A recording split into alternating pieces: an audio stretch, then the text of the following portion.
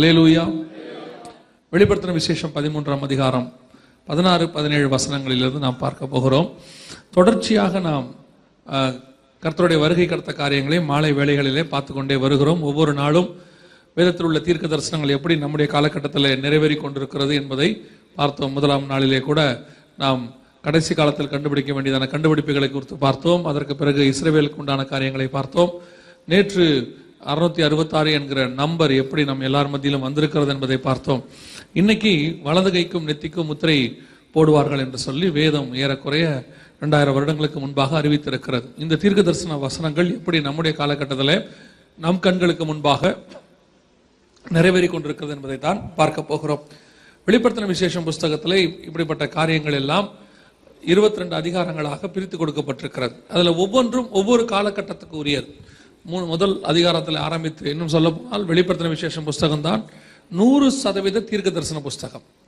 100% Bible இருக்கிற 100% தீர்க்க தரிசன புஸ்தகம் எதுன்னா வெளிப்படுத்தின விசேஷம். அதுல ஒவ்வொன்றும் ஒவ்வொரு காலகட்டத்துக்கு உரியது. இயேசு பரமேறி போனதிலிருந்து மீண்டும் நித்தியம் வருகிற வரைக்கும் உள்ள எல்லா சம்பவங்களும் அதுல இருக்கும். மிக முக்கியமான காலகட்டங்கள் எல்லாமே அதுல இருக்கும். நாம வாழ்ற இந்த காலகட்டமும் அதுல இருக்கும். என்னன்னா அதை கொஞ்சம் தேடி கண்டுபிடிச்சு ஆராய்ந்து படிக்கணும். இந்த வெளிப்படுத்தின விசேஷம் புஸ்தகத்தை கொடுத்த முறை தான் கொஞ்சம் டிஃப்ரெண்ட். என்னன்னு சொன்னா எல்லா புஸ்தகத்தையும் ஆண்டவர் கொடுத்த விதத்துக்கும் இதை கொஞ்சம் கொடுத்த விதத்துக்கும் கொஞ்சம் வித்தியாசம். எப்படின்னு கேட்டா இது ஒரு வகையான ஓமை. பொதுவா ஓமைன்னா என்ன அப்படின்னு சொன்னா நாம தெரியாத ஒரு விஷயத்தை தெரிந்து கொள்வதற்கு தெரிஞ்ச ஒரு விஷயத்த சொல்லி சொல்லுவோம். ஒரு ஈஸியான விஷயத்த சொல்லி சொல்லுவோம். அதான் ஓமை. ஆனா இந்த ஓமை எப்படி இருக்கும்னா உலகத்திலேயே அப்படி ஒரு பொருள் இருக்காது. 7 தலை 10 கொம்பு அப்படி இருக்கும். அது வந்து நம்ம கற்பனையிலே இருக்காது. அப்படி ஒரு விஷயத்தை சொல்லி பரலோகத்தினுடைய ரகசியங்களை கர்த்தர் வெளிப்படுத்துகிறார். அது ஒரு வித்தியாசமான முறை. அதனாலதான் இந்த வெளிப்படுத்தின விசேஷம் புஸ்தகம் ரொம்ப கஷ்டம், படிக்க முடியாது, அது யாருக்கும் புரியாது அப்படிலாம் சொல்றாங்க. அப்படிலாம் நம்ம புரிஞ்சுக்காம இருக்கிறதுக்கு ஒரு புக் ஆண்டவர் என்ன செய்ய மாட்டாரு, கொடுக்க மாட்டார். ஒவ்வொரு புக்கை படிக்கிறதுக்கு ஒரு முறை இருக்கிற மாதிரி இதை படிக்கிறதுக்கு கொஞ்சம் ஒரு முறை இருக்கு. முதல்ல இந்த புக்கை படிக்கிறதுக்கு இன்ட்ரெஸ்ட் வேணும். இந்த புக்கை படிக்கிறதுக்கு என்ன வேணும்? இன்ட்ரெஸ்ட் வேணும். அது கொஞ்சம் கஷ்டம். ஏன்னு சொன்னா நம்ம வாக்கு தத்தத்துக்கு பைபிள் படிக்கிறவங்க நிறைய பேர் ஏதாவது கிடைக்குமா, இந்த நாள் இனிய நாளாய் அமையுமா அப்படின்னு நினைச்சு நம்ம பைபிள் படிக்கிறவங்க. அப்படி படிக்கிறவங்களுக்கு இந்த வெளிப்படுத்தின விசேஷம் ஒத்து வராது. ஏன் ஒத்து வராதுன்னா இதுல வாக்கு தத்தம் எடுத்தீங்கன்னா 1 இல்ல 2 தான் இருக்கும், அவ்வளவுதான் இருக்கும். இதை நான் உனக்கு திறந்த வாசலை வைத்திருக்கிறேன் அப்படின்னு இருக்கும்.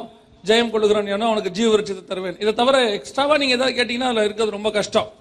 அப்போ இந்த வாக்கு தத்தத்துக்கு பைபிள் படிக்கிறவங்களுக்கு என்ன வராது, இது படிக்கிற இன்ட்ரெஸ்ட் வராது. இப்ப நீங்க யோசித்து பாருங்களேன், நாளைக்கு ஒரு புது வேலைக்கு நான் ஜாயின் பண்ண போறேன், அந்த ஆபீஸ் எப்படி இருக்குமோ, அங்க இருக்கிற ஹெச்ஆர் அல்லது ஜெனரல் மேனேஜர் எப்படி இருப்பாரோ அப்படின்னு நினைச்சிட்டு நீங்க வெளிப்படுத்தின விசேஷம் படிச்சு பாருங்க. நீ கண்ட மிருகம் முன்னே இருந்தது, அது பாதாளத்திலிருந்து ஏறி வர போகிறது. அதுக்கப்புறம் வேலைக்கு போவோமா நம்ம? ஏன்னா அதுக்கு தான் சொல்ல வர, இந்த புக்கை அப்படி படிக்கிறதுக்கு ஒத்து வராது. இந்த புக்கை படிக்கணும்னா உட்காந்து கொஞ்ச நேரம் தியானிக்கணும். அதுக்குன்னு உட்காந்து என்ன செய்யணும், டைம் கொடுக்கணும். நம்ம 23ஆம் சங்கீதத்தையே 23 செகண்ட்ல படிக்கிறவங்க இல்லையா? எவ்வளவு வேகமா முடியுமோ அவ்வளவு வேகமா. எனக்கு அது சிலர்லாம் சாப்பாட்டுக்கு ஜோம் பண்ணுவாங்க, அவங்கள பார்த்தாலே ரொம்ப பிடிக்கும் எனக்கு. அவங்க தான் சாப்பாட்டுக்கு கரெக்டா ஜோம் பண்றாள். சோத்திர ஆண்டவரே ஆமேன், சாப்பாடு வச்சவொன்னு அவர் ஜோம் பண்ணுவாங்க. அந்த மாதிரி நம்ம வசனம் படிக்கிறாள். நமக்கு வந்துட்டு இப்போ வெளிப்படுத்தின விசேஷத்தை உட்காந்து தியானிக்கணும்னா என்ன அர்த்தம், கொஞ்சம் கஷ்டம். 2வது வெளிப்படுத்தின விசேஷத்தை படிக்கிறதுக்கு ஏன் கஷ்டம் அப்படின்னா எங்க பார்த்தாலும் கொஞ்சம் நாம எது கஷ்டமா நினைக்கிறோமோ, கொஞ்சம் அருவருக்கிற மாதிரி நினைக்கிறோமோ அதெல்லாம் இருக்கும். அதுல எது எதெல்லாம் நமக்கு பிடிக்காதோ அப்படி சொல்லலாம். எது எதெல்லாம் பிடிக்காதோ, உதாரணமா எங்க பார்த்தாலும் மிருகமா இருக்கும், பாதாளம், அப்புறம் அக்கினி, கொப்பளம் உண்டாகும், இப்படியே இருக்குமா, அதெல்லாம் நம்ம ஆட்களுக்கு என்ன செய்யறது இல்ல, பிடிக்கிறது இல்ல. நம்ம என்ன நினைக்கிறோம், உன் பாதையிலே நெய்யாய் பொழியும், நம்ம அப்படித்தானே விரும்புறோம் இல்லையா? பலிக்கு பெருகுவாய், உன் பேரை பெருமைப்படுத்துவேன், இப்படியே கேட்டவங்களுக்கு கொப்பளம் உண்டாகும், சடுதியில் நாசம் ஆவாய், இதோ அக்கினி கொட்டப்படுகிறது. காலங்கத்தால எந்திரிச்சு 5 மணிக்கு அதை படிக்க முடியுமா? யோசித்து பாருங்க. படிக்க முடியாதுன்னு இல்லை, நம்ம அப்படி எதிர்பார்க்கல. நம்முடைய எண்ணங்கள், தாட்ஸ் வந்து எப்படி இருக்குது, அப்படிப்பட்டதாக இருக்கு. ஒருத்தர் என்ன வந்து கேட்டாரு, ஏன் இந்த வெளிப்படுத்தின விசேஷம் ஃபுல்லா வெறும் மிருகமாவே இருக்கு அப்படின்னாரு. நான் சொன்னேன், அதுல இருக்கிறதுல உங்களுக்கு என்ன பிரச்சனை? அது பாட்டுன்னு இருக்கு, உங்களுக்கு என்ன பிரச்சனை? இல்ல, நான் அது கூட தான் வாழ்ந்துகிட்டு இருக்கிறேன், எக்ஸ்ட்ராவா இதுல வேற இருக்குதே அப்படின்னாரு அவர். எதுக்கு சொல்றேன்னா அந்த ஓமை புரியாததுனால தான் நம்ம என்ன செய்யறோம், அதை மிருகமா பாக்குறோம். இப்ப நம்ம இன்னைக்கு பார்க்க போற வசனம் அந்த 13ஆம் அதிகாரம் 16, 17 இருக்குது. அது இப்ப நம்ம வாழ்ற காலகட்டத்தில் நடக்கிற ஒரு சம்பவம். அந்த 2 வசனத்துல உங்களுக்கு இருக்கிற ஒரே பிரச்சனை என்ன அப்படின்னு கேட்டீங்கன்னு சொன்னா அந்த மிருகங்கிற வார்த்தை தான். அந்த மிருகம் உங்களுக்கு புரிஞ்சிருச்சுன்னா அந்த வசனமே உங்களுக்கு புது டைமென்ஷன்ல தெரியும். நான் ஒரு காரியம் உங்களுக்கு சொல்றேன். இந்த வெளிப்படுத்தின விசேஷம் படிக்கிற முறையை உங்களுக்கு சொல்றேன். அது ஒரு சின்ன ஃபார்முலா தான். அப்புறம் நீங்க ஈஸியா என்ன செஞ்சுக்கலாம், நீங்களே அதை படிக்க ஆரம்பிச்சிடலாம். அதுக்கப்புறம் பஹ்ரைனுக்கு நான் தேவைப்பட மாட்டேன். என்ன அப்பாடா எப்படி சிரிக்கிறீங்க பாருங்க. அப்போ ஒரு ஃபீலிங்கோட தான் இருந்திருக்கிறீங்க. சரி இல்ல பரவாயில்ல இருக்கட்டும். கவனிங்க, அந்த வெளிப்படுத்தல் 13:1 வாசிங்களேன். நம்ம அதை படிக்கிற முறையை உங்களுக்கு நான் சொல்றேன். இந்த வாசிக்கிறவங்க இருக்கீங்களே, அந்த மிருகத்தை விட நீங்க வேகமா வரீங்க. நீங்க யாராவது ஒருத்தர் கொஞ்சம் விட்டு கொடுத்து வாசிச்சீங்கன்னா நல்லா இருக்கும். பின்பு நான் முன்பு வரீங்க. யார் பின்பு வரீங்க யார் முன்பு வரீங்கன்னு தெரியல. நானும் ஒரு 4 நாளா பாக்குறேன். அதனால வசனம் வாசிக்கிறது நல்லது, அது கொஞ்சம் விட்டு கொடுத்து வாசிக்கிறது ரொம்ப நல்லது. வாசிங்க பார்ப்போம். அப்பா 3வது பின்பு வந்துருச்சு பாருங்க. இதுலதான் அந்த 2 பின்பும் பின்னாடி போயிருச்சு. இப்ப இல்ல நீங்க இருங்க, அவங்களே வாசிங்க. இல்ல உங்களை தப்பா சொல்லல, அவங்க பாவம் எடுத்துட்டாங்க. வாசிங்க.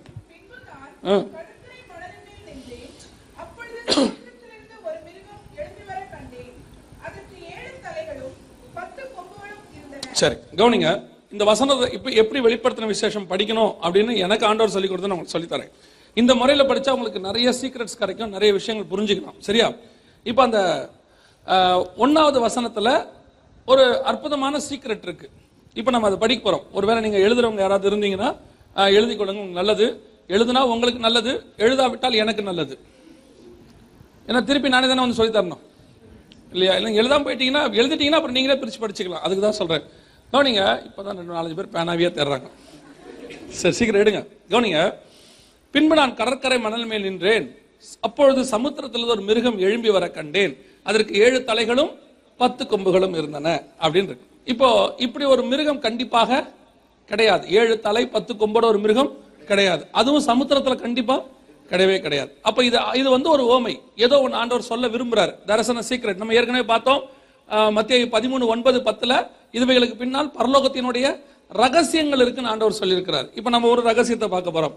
பின்பு நான் கடற்கரை மணல் மேல் நின்றேன், அப்பொழுது சமுத்திரத்திலிருந்து ஒரு மிருகம் எழும்பி வர கண்டேன். சமுத்திரம் என்றால் என்ன? சமுத்திரம் என்றால் கடல். இப்ப யாருக்காவது தெரியுமா? எனக்கு ஃபர்ஸ்ட் பஹ்ரைன்ல வந்து இன்னைக்கு தான் நான் கண்டுபிடிச்சேன். சமுத்திரம் என்றால் கடல். நீங்க யூகிக்க கூடாது. அது வெளிப்படுத்த விஷயம் அடுத்த விஷயம். யூகிக்கவே கூடாது. எல்லாத்துக்கும் வசனம் இருக்கும். இந்த யூகிக்கிறதுனால தான் பிரச்சனையே வருது. நம்மளா யூகிப்போம் இல்லையா? நம்மளா யூகிச்சு நீங்க போய் இன்டர்நெட்ல போய் பாருங்க. அந்தி கிறிஸ்து யாருன்னு பாத்தீங்கன்னா ஹிலாரி கிளின்டன்ல ஆரம்பிச்சு பின்லாடன் வரைக்கும் இருக்கும். எல்லார் பேரும் அவன் ஏன்னா அவன் கெஸ் பண்றான். இவரா இருப்பாரோ, ஜோ போப் ஜான் பால் 2 இருப்பாரோ, ஹிலாரி கிளின்டனா இருக்குமோ, ஜார்ஜ் டபிள்யூ புஷ்ஷா இருப்பாரோன்னு. ஒருத்தர் வந்து என்ன கேட்டாரு, அந்தி கிறிஸ்து ஆணாதா இருக்கணுமா, ஏன் பெண்ணா இருக்க கூடாதா? ஒரு ஹிலாரி கிளின்டன் தான் கேட்கிறாரு நினைச்சிட்டு நான் சொன்னேன், இல்லைங்க பைபிள்ல ஆணும் தான் இருக்கு, அவன் வருவான் போவான் இருக்கு, பெண்ணுன்னு இல்ல அப்படின்னு. ஏன் உங்களுக்கு இந்த சந்தேகம் வந்துச்சுன்னு? இல்ல என் மனைவிக்கு எல்லா குவாலிட்டியுமே இருக்காது. இவங்க என்ன நினைக்கிறாங்கன்னா 5 நாளா இருந்தாலும் நம்மளை பத்தி பேசிட்டே இருக்கும். எங்க கிட்ட வந்து பேசுறவங்களை பத்தி மட்டும் நாங்க சொல்ல முடியும். கவனிங்க, அப்போ யூகிக்காதீங்க. எல்லாத்துக்கும் என்ன இருக்கும்? வசனம் இருக்கும். வெளிப்படுத்தின விசேஷத்தில் சமுத்திரம் என்றால் என்ன? ஜனங்கள். வெளிப்படுத்தின விசேஷம் 17ஆம் அதிகாரம் 15வது வசனம் வாசிங்க. வெளிப்பாடு 17:15.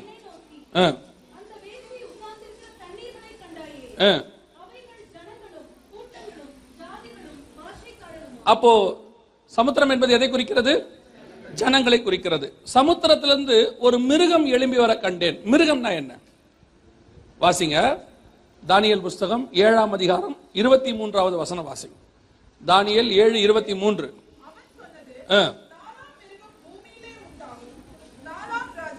நாலாம் மிருகம் பூமியிலே உண்டாகும். அப்ப மிருகம்னா என்ன? ராஜ்யம். ஒருவேளை நீங்க கேட்கலாம், நீ ஏன் திடீர்னு வெளிப்படுத்த விஷயம் தானியேலுக்கு போனீங்க அப்படின்னு கேட்டா, அந்த 7ஆம் அதிகாரம் 3ஆம் வசனம் வாசிங்க. தானியேல் 7:3.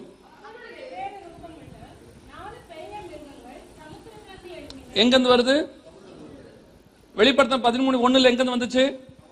சமுத்திரத்துல. அப்ப சமுத்திரத்துல இருந்து ஒரு மிருகம் வருதுன்னா, மிருகம்னா என்ன அர்த்தம்? அப்ப ராஜ்யம் வருகிறதுன்னு அர்த்தம். ஏன் இந்த சமுத்திரன்ற இவ்வளவு பர்டிகுலரா சொல்றேன்னா, இதை வேணா சைட்ல எழுதிக்கோங்க. வெளிப்படுத்தின விசேஷத்துல 4 மிருகம் தான் மொத்தம் 4 தான். 4 இடத்துல இருந்து வரும். 12:3 வானத்துல இருந்து வரும். 13:1 சமுத்திரத்துல இருந்து வரும். 13:11 பூமியிலிருந்து வரும். 17:8 பாதாளத்துல இருந்து வரும். மொத்தம் 4 மிருகம் தான். இந்த 4 மிருகம் தான் அங்கங்க சுத்தி வரும். இவ்வளவுதான் வெளிப்படுத்தின விசேஷத்துல உள்ள மிருகமே.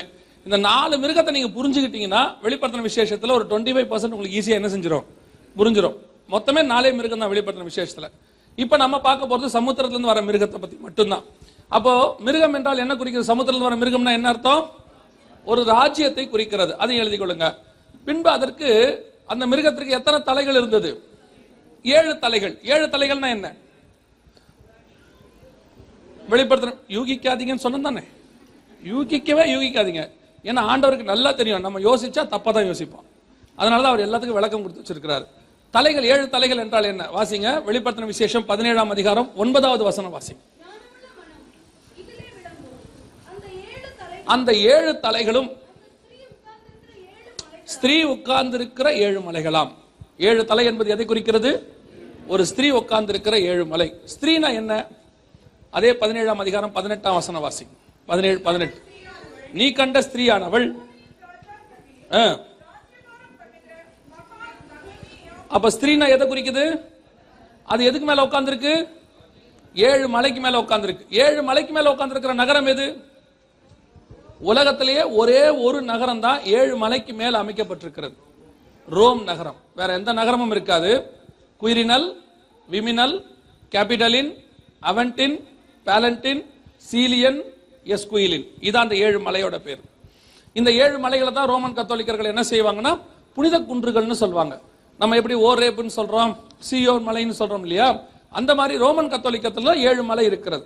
புனித குன்றுகள்னு சொல்லுவாங்க. அதான் இந்த 7 மலை. குயிரினல், விமினல், கேபிடலின், அவென்டின், பாலண்டின், சீலியன், எஸ்குயிலின் என்று சொல்லக்கூடிய 7 மலைகள். அப்ப ஆண்டவர் கடைசியா சொல்றாரு 7 மலை உள்ள நகரம் என்பது எதை குறிக்கிறது? ரோம் நகரத்தை குறிக்கிறது. அப்ப அந்த மிருகத்திற்கு, அந்த ராஜ்யத்துக்கு தலை என்னவா இருக்கு? ரோம் நகரா இருக்கு. அடுத்து எத்தனை கொம்புகள் இருக்கு? 10 கொம்புகள்னா எதை குறிக்குது? வெளிப்படுத்தின விசேஷம் 17ஆம் அதிகாரம் 12வது வசனம்.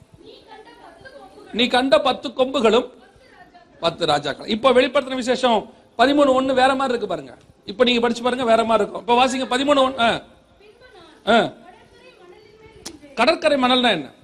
அத சொல்லலையே. கடற்கரை மணல்னா என்ன? சவுண்டா? அதுதான் யூகிக்காதீங்க. என்ன தப்பா தான் சொல்லுவீங்கன்னு தெரிஞ்சுதான் அது கேட்டேன். யூகிக்கவே கூடாது. ஓசியாவின் புஸ்தகம் 1ஆம் அதிகாரம் 10வது வசனம் வாசிங்க. ஓசியாவின் புஸ்தகம் 1ஆம் அதிகாரம் 10வது வசனம்.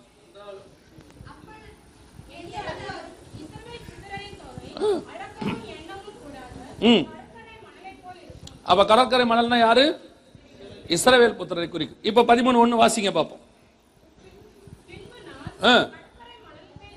இஸ்ரவேல் மத்தியிலே நின்றேன், அப்பொழுது ஜனங்கள் மத்தியிலிருந்து ஒரு ராஜ்யம் எழும்பி வர கண்டேன். அதற்கு ரோம் தலைமையாகவும் 10 ராஜாக்களும் இருந்தார்கள். இதுதான் அது பின்னாடி இருக்கிற சீக்ரெட். இந்த மாதிரி தான் ஒவ்வொரு வசனத்துக்கு பின்னாடியும் இருக்கும். அடுத்த வசனத்தை வாசிங்கன்னா அது பார்வைக்கு சிறுத்தையை போல இருந்தது, அதற்கு சிங்கத்தை போல வாய் இருந்தது, அதற்கு கரடியின் போல கால்கள் இருந்தது, வலு சர்ப்பத்தை போல பேசினது. ஒவ்வொன்றுக்கு பின்னாடி ஒரு விளக்கம் இருக்கு. இதை எல்லாத்தையும் எடுத்து சேர்த்தீங்கன்னா அங்க ஒரு ரகசியம் கிடைக்கும். அப்போ வெளிப்படுத்தின விசேஷம் படிக்கிற முறை இதுதான். அப்ப இதுக்கு கண்டிப்பா என்ன வேணும்? நமக்கு பொறுமை வேணும், டைம் வேணும். காப்பிக்கு முன்னாடி பைபிள் படிச்சா படிக்க முடியாது. சிலர்லாம் காப்பி குடிக்கிறதுக்காகவே பைபிள் படிப்பான் வேக வேகமா. ஏன்னா வீட்டுல சொல்லியிருப்பாங்க பைபிள் படிச்சாதான் காப்பி குடிக்கணும்னு. அப்ப நல்லா கவனிச்சுக்கொள்ளுங்க. ஒவ்வொரு வசனத்துக்கு முன்னாடி இப்படிப்பட்ட சீக்ரெட் இருக்கு. இப்படிதான் நீங்க படிக்கணும். படிச்சீங்கன்னா நிறைய விஷயங்கள் உங்களுக்கு கிடைக்கும். முக்கியமா யூகிக்காதீங்க. இப்ப நாம என்ன பார்க்க போறோம்? அந்த மிருகத்தை பத்தி பார்க்க போறோம். மிருகத்தின் முத்திரையை பத்தி நம்ம பார்க்க போறோம். வெளிப்படுத்தல் 13:17 வாசிங்க பாப்போம். 13:17. மிருகம்னா என்ன? ராஜ்யம். ராஜ்யம்னா அரசாங்கம், கவர்மெண்ட். என்னாச்சு?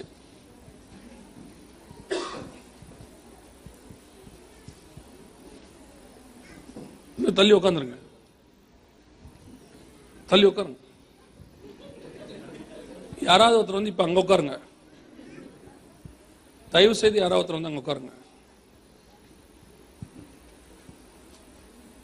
தமிழே தெரியல யாருக்கும்.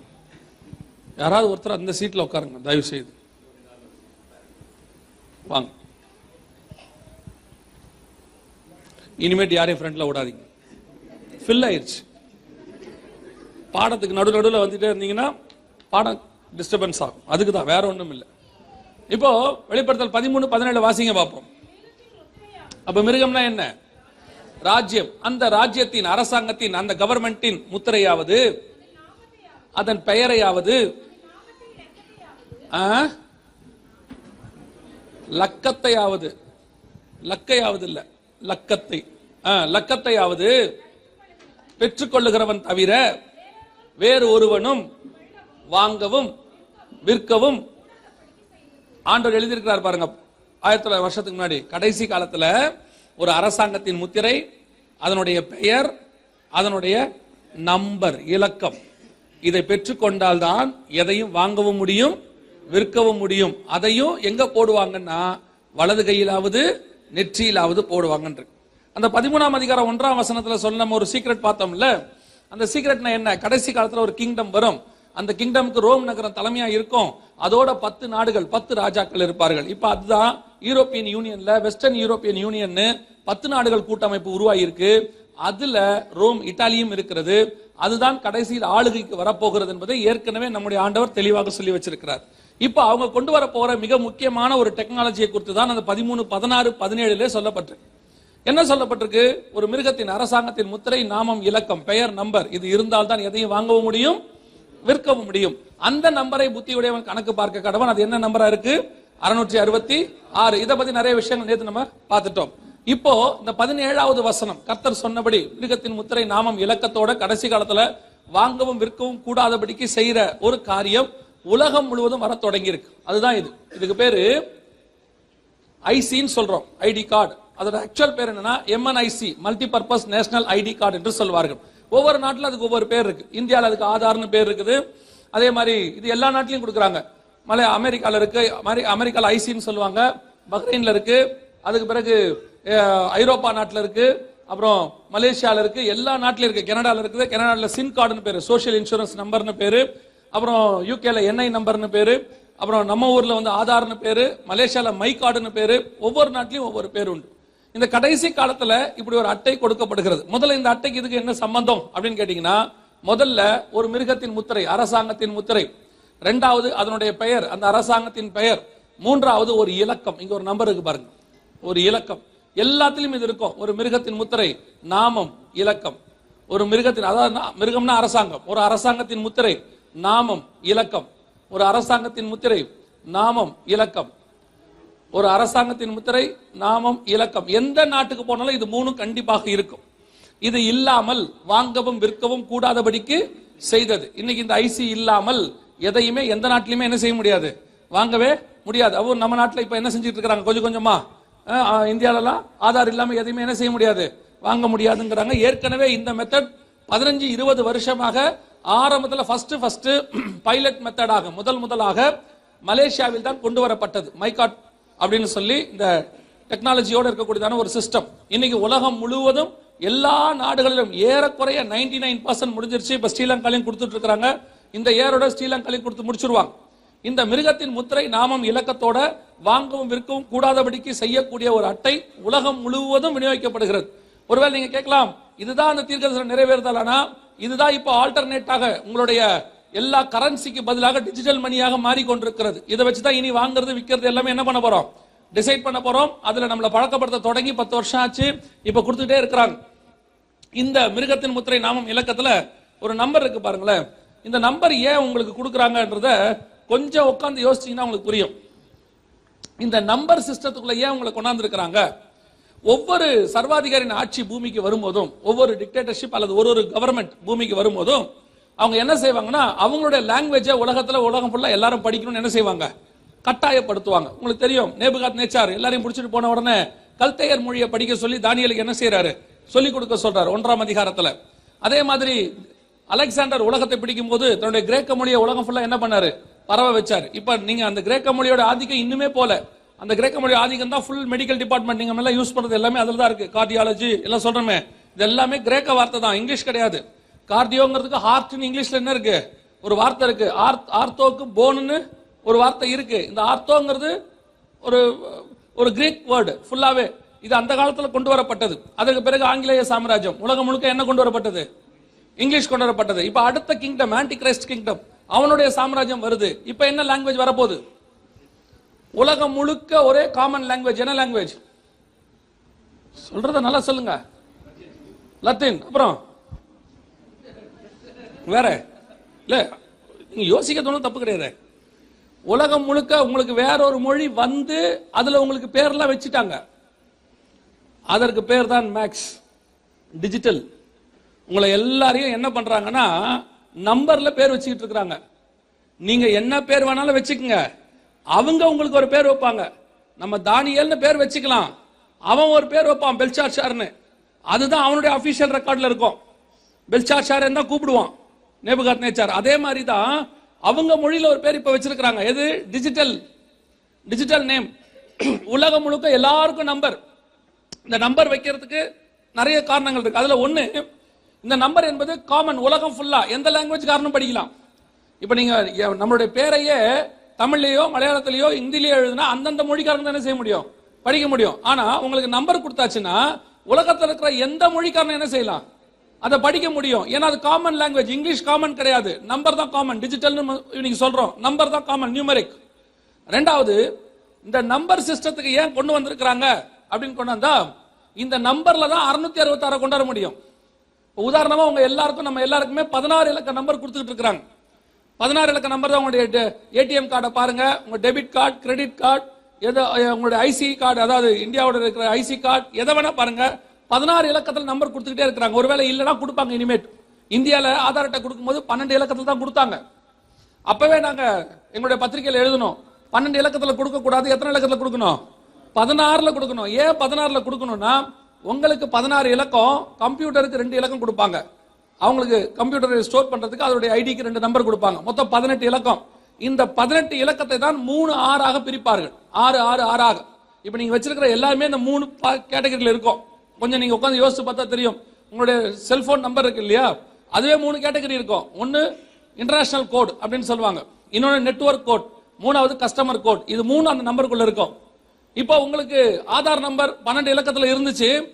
நாங்க அப்பவே சொன்னோம், 2008ல கொடுக்கும் போதே சொன்னோம், இது 16 இலக்கத்துக்கு வரணும். 12 இலக்கத்துல இருந்தா சரி வராது, 16 இலக்கத்துக்கு வந்தாதான் 666 வரணும்னு. இப்ப அரசாங்கம் 16 இலக்கத்தை கொடுத்துருச்சு. இந்த வருஷத்துல, போன வருஷத்துல இருந்து ஆதார் நம்பர் 12 இலக்கம் கிடையாது, 16 இலக்கம் அவங்களே மாத்திட்டாங்க. அதாவது உங்களுடைய ஏடிஎம் நம்பருக்கு மாதிரி உங்களுடைய டெபிட் கார்டு, கிரெடிட் கார்டு மாதிரியே இந்த நம்பரையும் என்ன செஞ்சுட்டாங்க, மாத்தியாச்சு. இன்னும் ஒரு நம்பர் மாறும், வேர்ல்டு வைடு மாறும், எல்லா நாட்டிலையும் மாறும். என்ன மாறும்னா செல்போன் நம்பர். இப்ப செல்போன் நம்பர் பொதுவா நமக்கு இந்த காமனா உலகம் ஃபுல்லா இருக்கிற செல்போன் நம்பர் எத்தனை டிஜிட் இருக்குது, 10 டிஜிட் இருக்கும். பொதுவா எல்லா நாடுகள்லயும் 10 இருக்கும். ஆக்சுவலா 10 இல்ல, 14. அதாவது கண்ட்ரி கோடோட சேர்த்து நீங்க பாத்தீங்கன்னா +91 நம்ம இந்தியாவில் இருக்கும். அந்த 0091 மொத்தம் 14 இருக்கும். ஆனா உலகம் ஃபுல்லா இந்த இலக்கத்தை 16 இலக்கமா மாத்துவாங்க. இந்த 16 இலக்கமா வரும்போது காமனைஸ். இப்படி நடக்குமான்னு கேட்டீங்கன்னா, இப்படித்தான் இது நடக்குமான்னு கேட்டாங்க.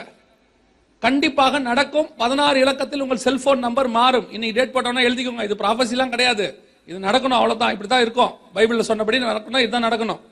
உங்களுடைய செல்போன் நம்பரும் 16 இலக்கமாக மாறும் வேர்ல்டு வைட்.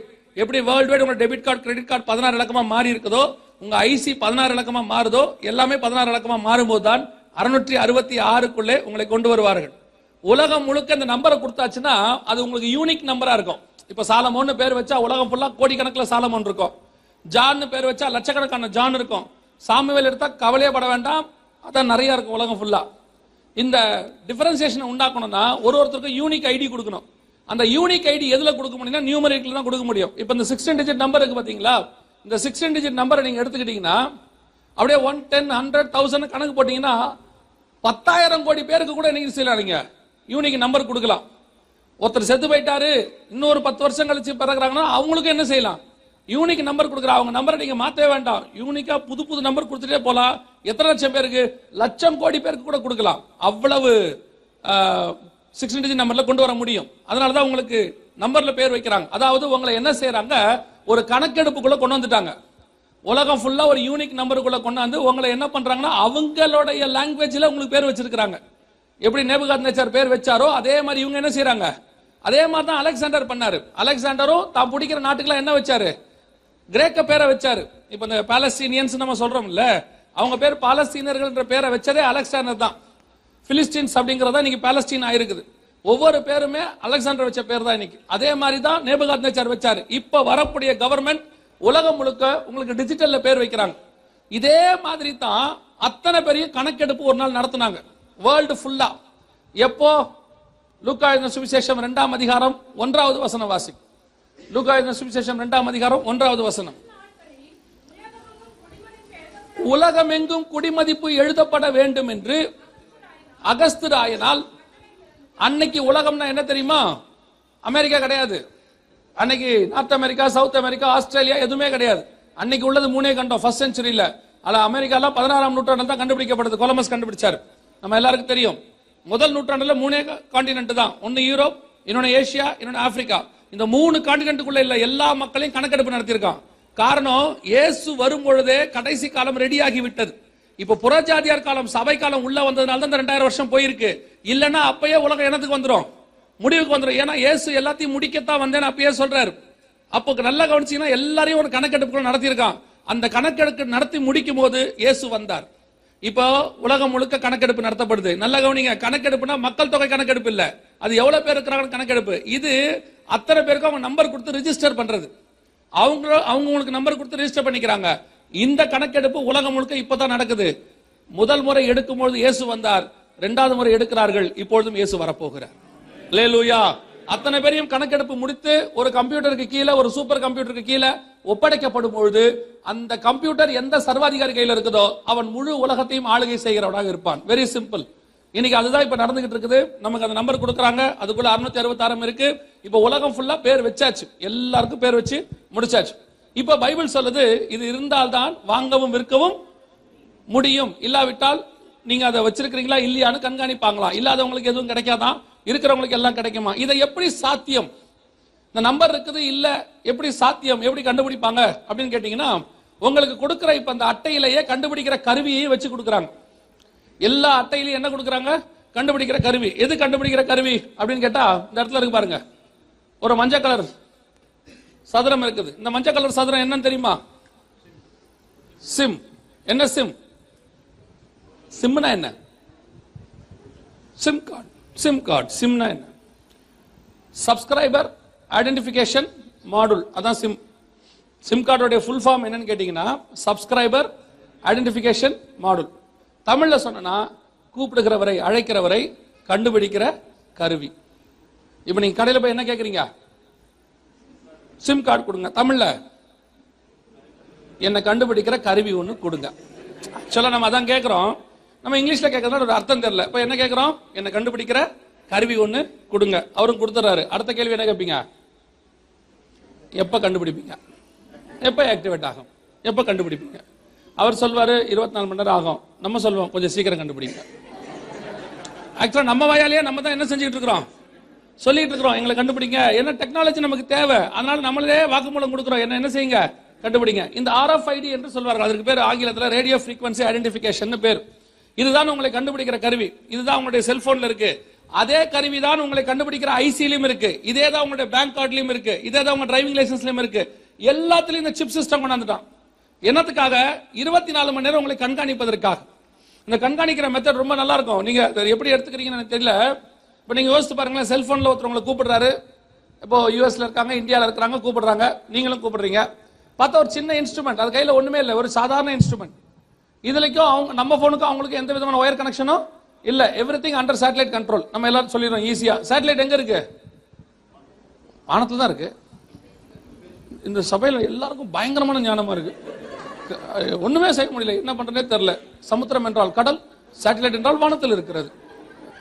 சோத்ரம், இன்னும் 2 நாள் இருக்கு, எப்படியாவது காப்பாத்திருங்க. கவனிங்க, சேட்டலைட் எங்க இருக்குன்னா 36,000 கிலோமீட்டருக்கு அந்த பக்கத்தில் இருக்கு. சேட்டலைட் நம்ம லான்ச் பண்ணியிருக்கிறோம். 36,000 கிலோமீட்டர்ஸ்க்கு அந்த பக்கம் இருக்கு. இப்போ நீங்க கூப்பிட்ட உடனே உங்களுடைய செல்போன்ல இருந்து ஒரு ரேடியோ ஃப்ரீக்வன்சி போகும், RFIDன்னு சொல்லுவாங்க. அது எவ்வளவு தூரம் போகும்? சேட்டலைட் ரிசீவ் பண்ணும், ரிசீவ் பண்ணி பார்க்கும் இது இந்தியாவுடைய நம்பர். இந்தியாவுக்கு மேலே சேட்டலைட்டுக்கு திருப்பி விடும். இந்தியா சேட்டலைட் ரிசீவ் பண்ணும், இது +919443, சரி இது வந்து கோயம்புத்தூர் நம்பர், இது வந்து இதையும் சொல்லிடுவோம், இல்லைன்னா கோச்சுக்கு போறீங்க நாகர்கோவில் நம்பர் அப்படின்னு சொல்லிட்டு, ஏன்னா பெரும்பான்மைக்கு நம்ம சொல்லணுமே இல்லை அப்படின்னு சொன்னோன்னே அது நேரம் திருப்பி ஒரு 36,000 கிலோமீட்டர் என்ன செய்யும், கீழே வரும். அங்கேருந்து என்ன செய்யும், நீங்கள் அங்கேருந்து எங்கே காரில் வேகமாக போயிட்டு இருப்பீங்க, என்ன செய்யும், காரில் உங்கள் செல்ஃபோனுக்கு வந்து அடிக்குது. உங்களை ஒருத்தர் சவுதியில இருந்தோ பஹ்ரைன்ல இருந்தோ என்ன செய்யறாரு, கூப்பிடுறாரு.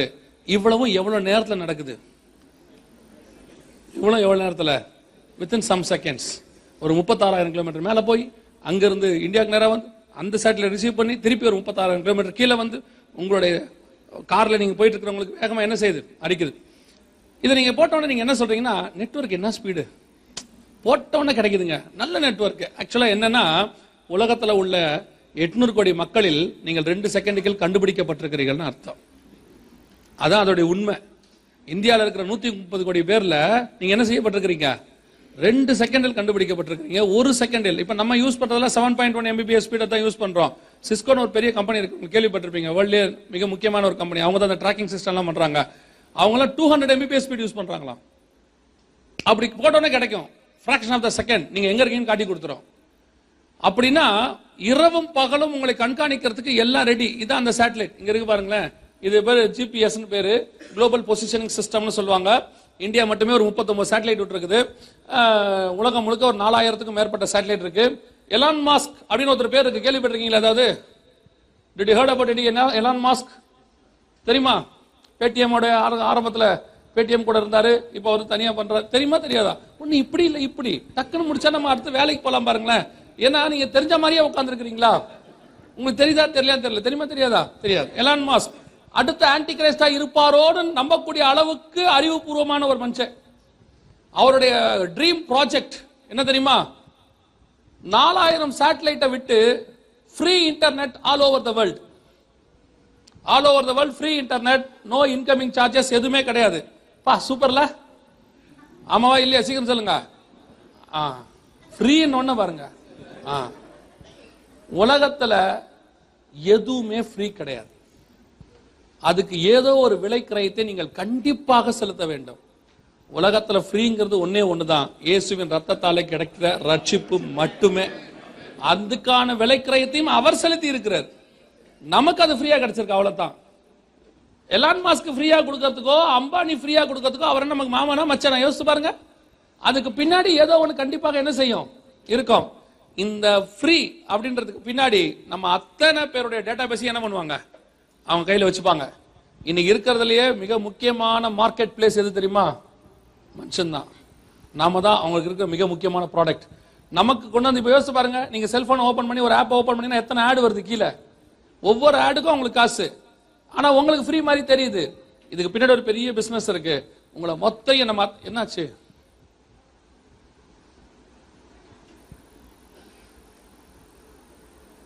ஃபங்க்ஷன் F5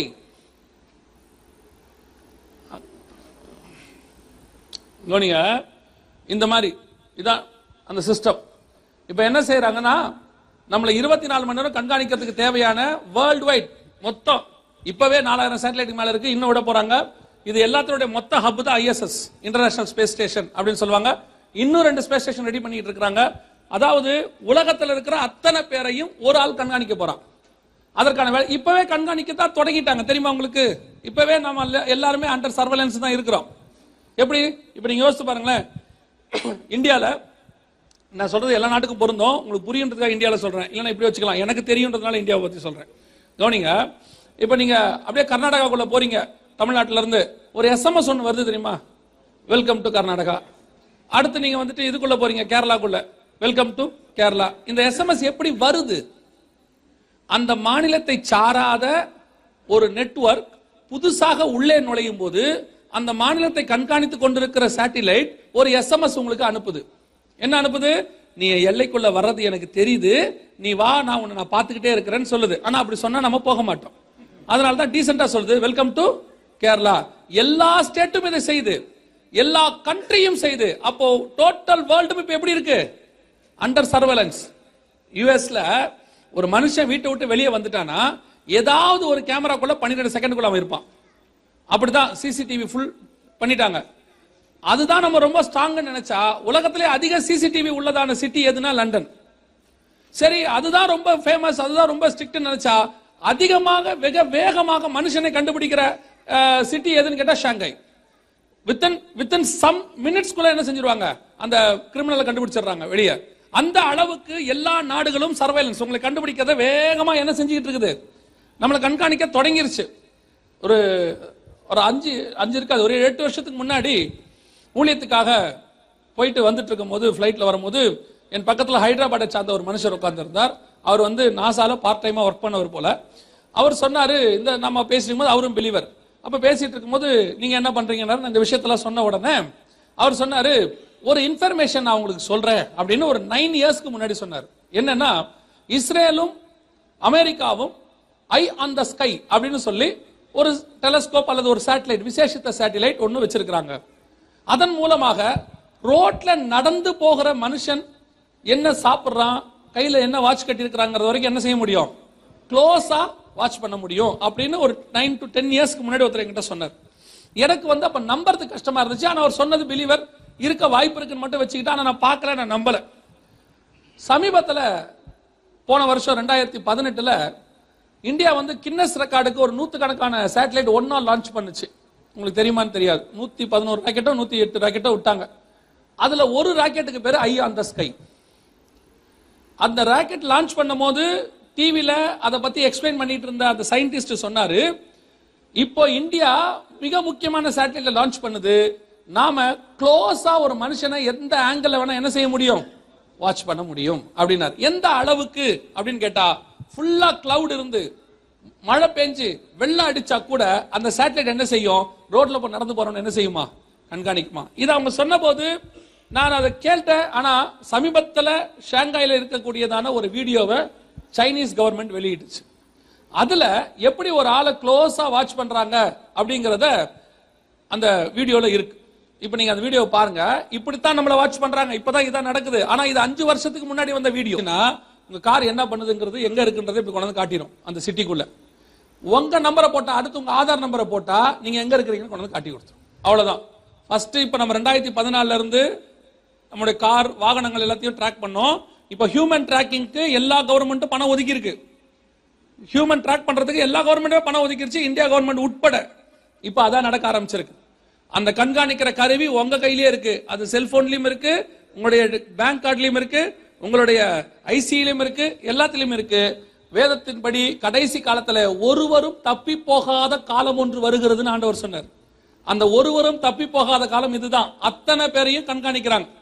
ஆண்டவர் அழகா சொல்றார் உபதேச புஸ்தகத்துல, நீ வானத்துக்கு ஏறி நட்சத்திரங்களுக்கு நடுவே உன் கூட்டை கட்டினாலும் நான் உன்னை அங்கிருந்து விழ பண்ணுவேன். இப்ப மனுஷன் வானத்துக்கு ஏறி நட்சத்திரங்களுக்கு நடுவே கூட்டை கட்டிட்டான். என்னது? International space station கட்டிட்டான்.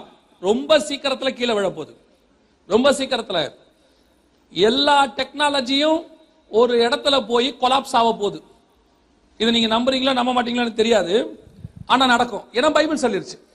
பைபிள் ஒரு விஷயம் சொன்னதுதான். அது வந்து இன்னைக்கு நம்ம அறிவுக்கு அதை ஏற்றுக்கொள்றது கஷ்டமா இருக்கும். ஒரு விஷயம் யோசிச்சு பாருங்க, நம்ம ஆண்டவர் டெக்னாலஜிக்கலி நம்ம ஆண்டவர் எவ்வளவு பெர்ஃபெக்ட்ங்கிறத நமக்கு தெரியப்படுத்துறாரு. அவ்வளவுதான். அவர் எல்லாத்தையும் தாண்டி இருக்கிறார், நம்ம அறிவுக்கு தெரியப்படுத்துறாரு. வெளிப்படுத்தின விசேஷம் 7ஆம் அதிகாரம் 1ஆம் வசனம் வாசிங்களேன். வெளிப்பாடு 7:1 வாசிங்களேன்.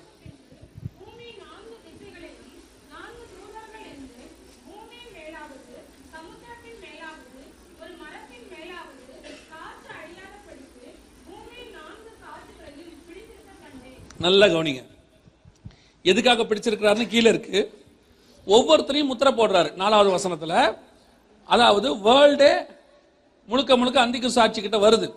அந்திகிறிஸ்து ஆட்சி கிட்ட வரும் பொழுது இவர் குறிப்பிட்ட ஒரு 1,44,000 பேரை பூமியில பாதுகாக்கிறார். இஸ்ரவேல் கோத்திரத்துல அந்திகிறிஸ்துவுக்கு தெரியாம, அந்த தெரியாம பாதுகாக்கிறதுக்கு அவங்கள ஒரு இடத்துக்கு கூட்டிட்டு போறாரு. வனாந்தரத்திலே அவர்களை பாதுகாப்பான இடத்துக்கு கொண்டு போறாருன்னு 12ஆம் அதிகாரத்துல இருக்கு. அந்த கொண்டு போகிற வரைக்கும் இவங்களை அவன் கண்டுபிடிக்க கூடாது. அதனால கர்த்தர் என்ன செய்யறாரு? பூமியின் 4 காற்றுகளையும் பிடித்திருக்க கண்டேன். ஏன் காத்த பிடிக்கிறாங்க? 1900 வருஷத்துக்கு முன்னாடி இருக்கு பைபிள்ல. ஏன் காத்த பிடிக்கிறாங்க தெரியுதா? பின்னாடி கீழே இருக்கு, முத்திரை போடும் அளவும் பூமி மேல் சேதப்படுத்தாதபடிக்கு 4 காற்றையும் பிடி. காரணம் என்ன தெரியுமா? இன்னைக்கு இருக்கிற மொத்த டெக்னாலஜியும் காத்த நம்பி தான் இருக்கு. நீங்க அனுப்புற மொத்த சேட்டிலைட், நீங்க அனுப்புற டேட்டாஸ், நீங்க அனுப்புற SMS, வாட்ஸ்அப், இன்டர்நெட் எல்லாமே எதை நம்பி இருக்குது? காற்றை நம்பி இருக்கு. காத்த புடிச்சாச்சுன்னு வச்சுங்க, ஒரு இன்ஃபர்மேஷன் டிராவல் ஆகாது, ஒரு டேட்டாஸும் டிராவல் ஆகாது, எல்லா டேட்டாஸும் கொலாப்ஸ் ஆகும். அதுக்குள்ள ஆண்டவர் அவர்களை கொண்டு போய் பாதுகாப்பான இடத்துல கொண்டு போய் மறைத்து விடுகிறார். எவ்வளவு பெரிய டெக்னாலஜியை என்னைக்கு ஆண்டவர் சொல்லி வச்சிருக்கிறார் பாருங்க பைபிள்ல. இந்த தேவன் நம்முடைய தேவனாக இருக்கிறார். அல்லேலூயா. அவருடைய ஞானம் அளவிட முடியாதது. இன்னைக்கு இருக்கிறவங்க கொஞ்சம் ஒரு டிகிரி முடிச்சுட்டு இல்ல ஒரு 2 டிகிரி முடிச்ச உடனே தானா 2 கொம்பு வருது தெரியுமா? நான் யார் தெரியுமா? என் குடும்பத்திலே அதிகமா படிச்சது நான் தான் அப்படிமா இல்லையா? நான் சொல்றேன், படிப்பறிவில்லாத பேதுருவை கொண்டு எழுதின நிருபம் ஒண்ணு இருக்கு. அவர் சொல்றாரு படிப்பறிவில்லாதவன்.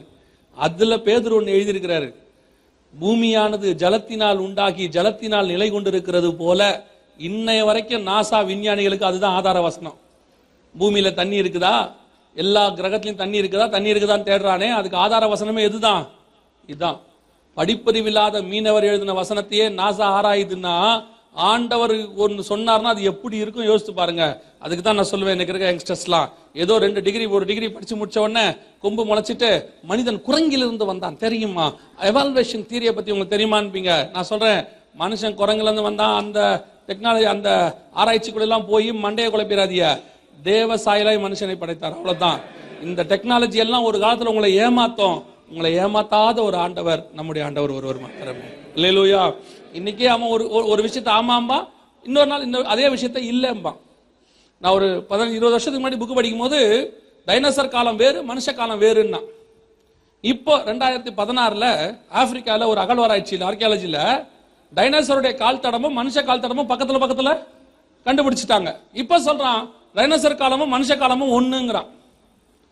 இந்த டைனோசர் காலமும் மனுஷ காலமும் ஒண்ணுன்னு சொன்னாலே எவால்வேஷன் தியரி அடிபட்டு போயிடும்.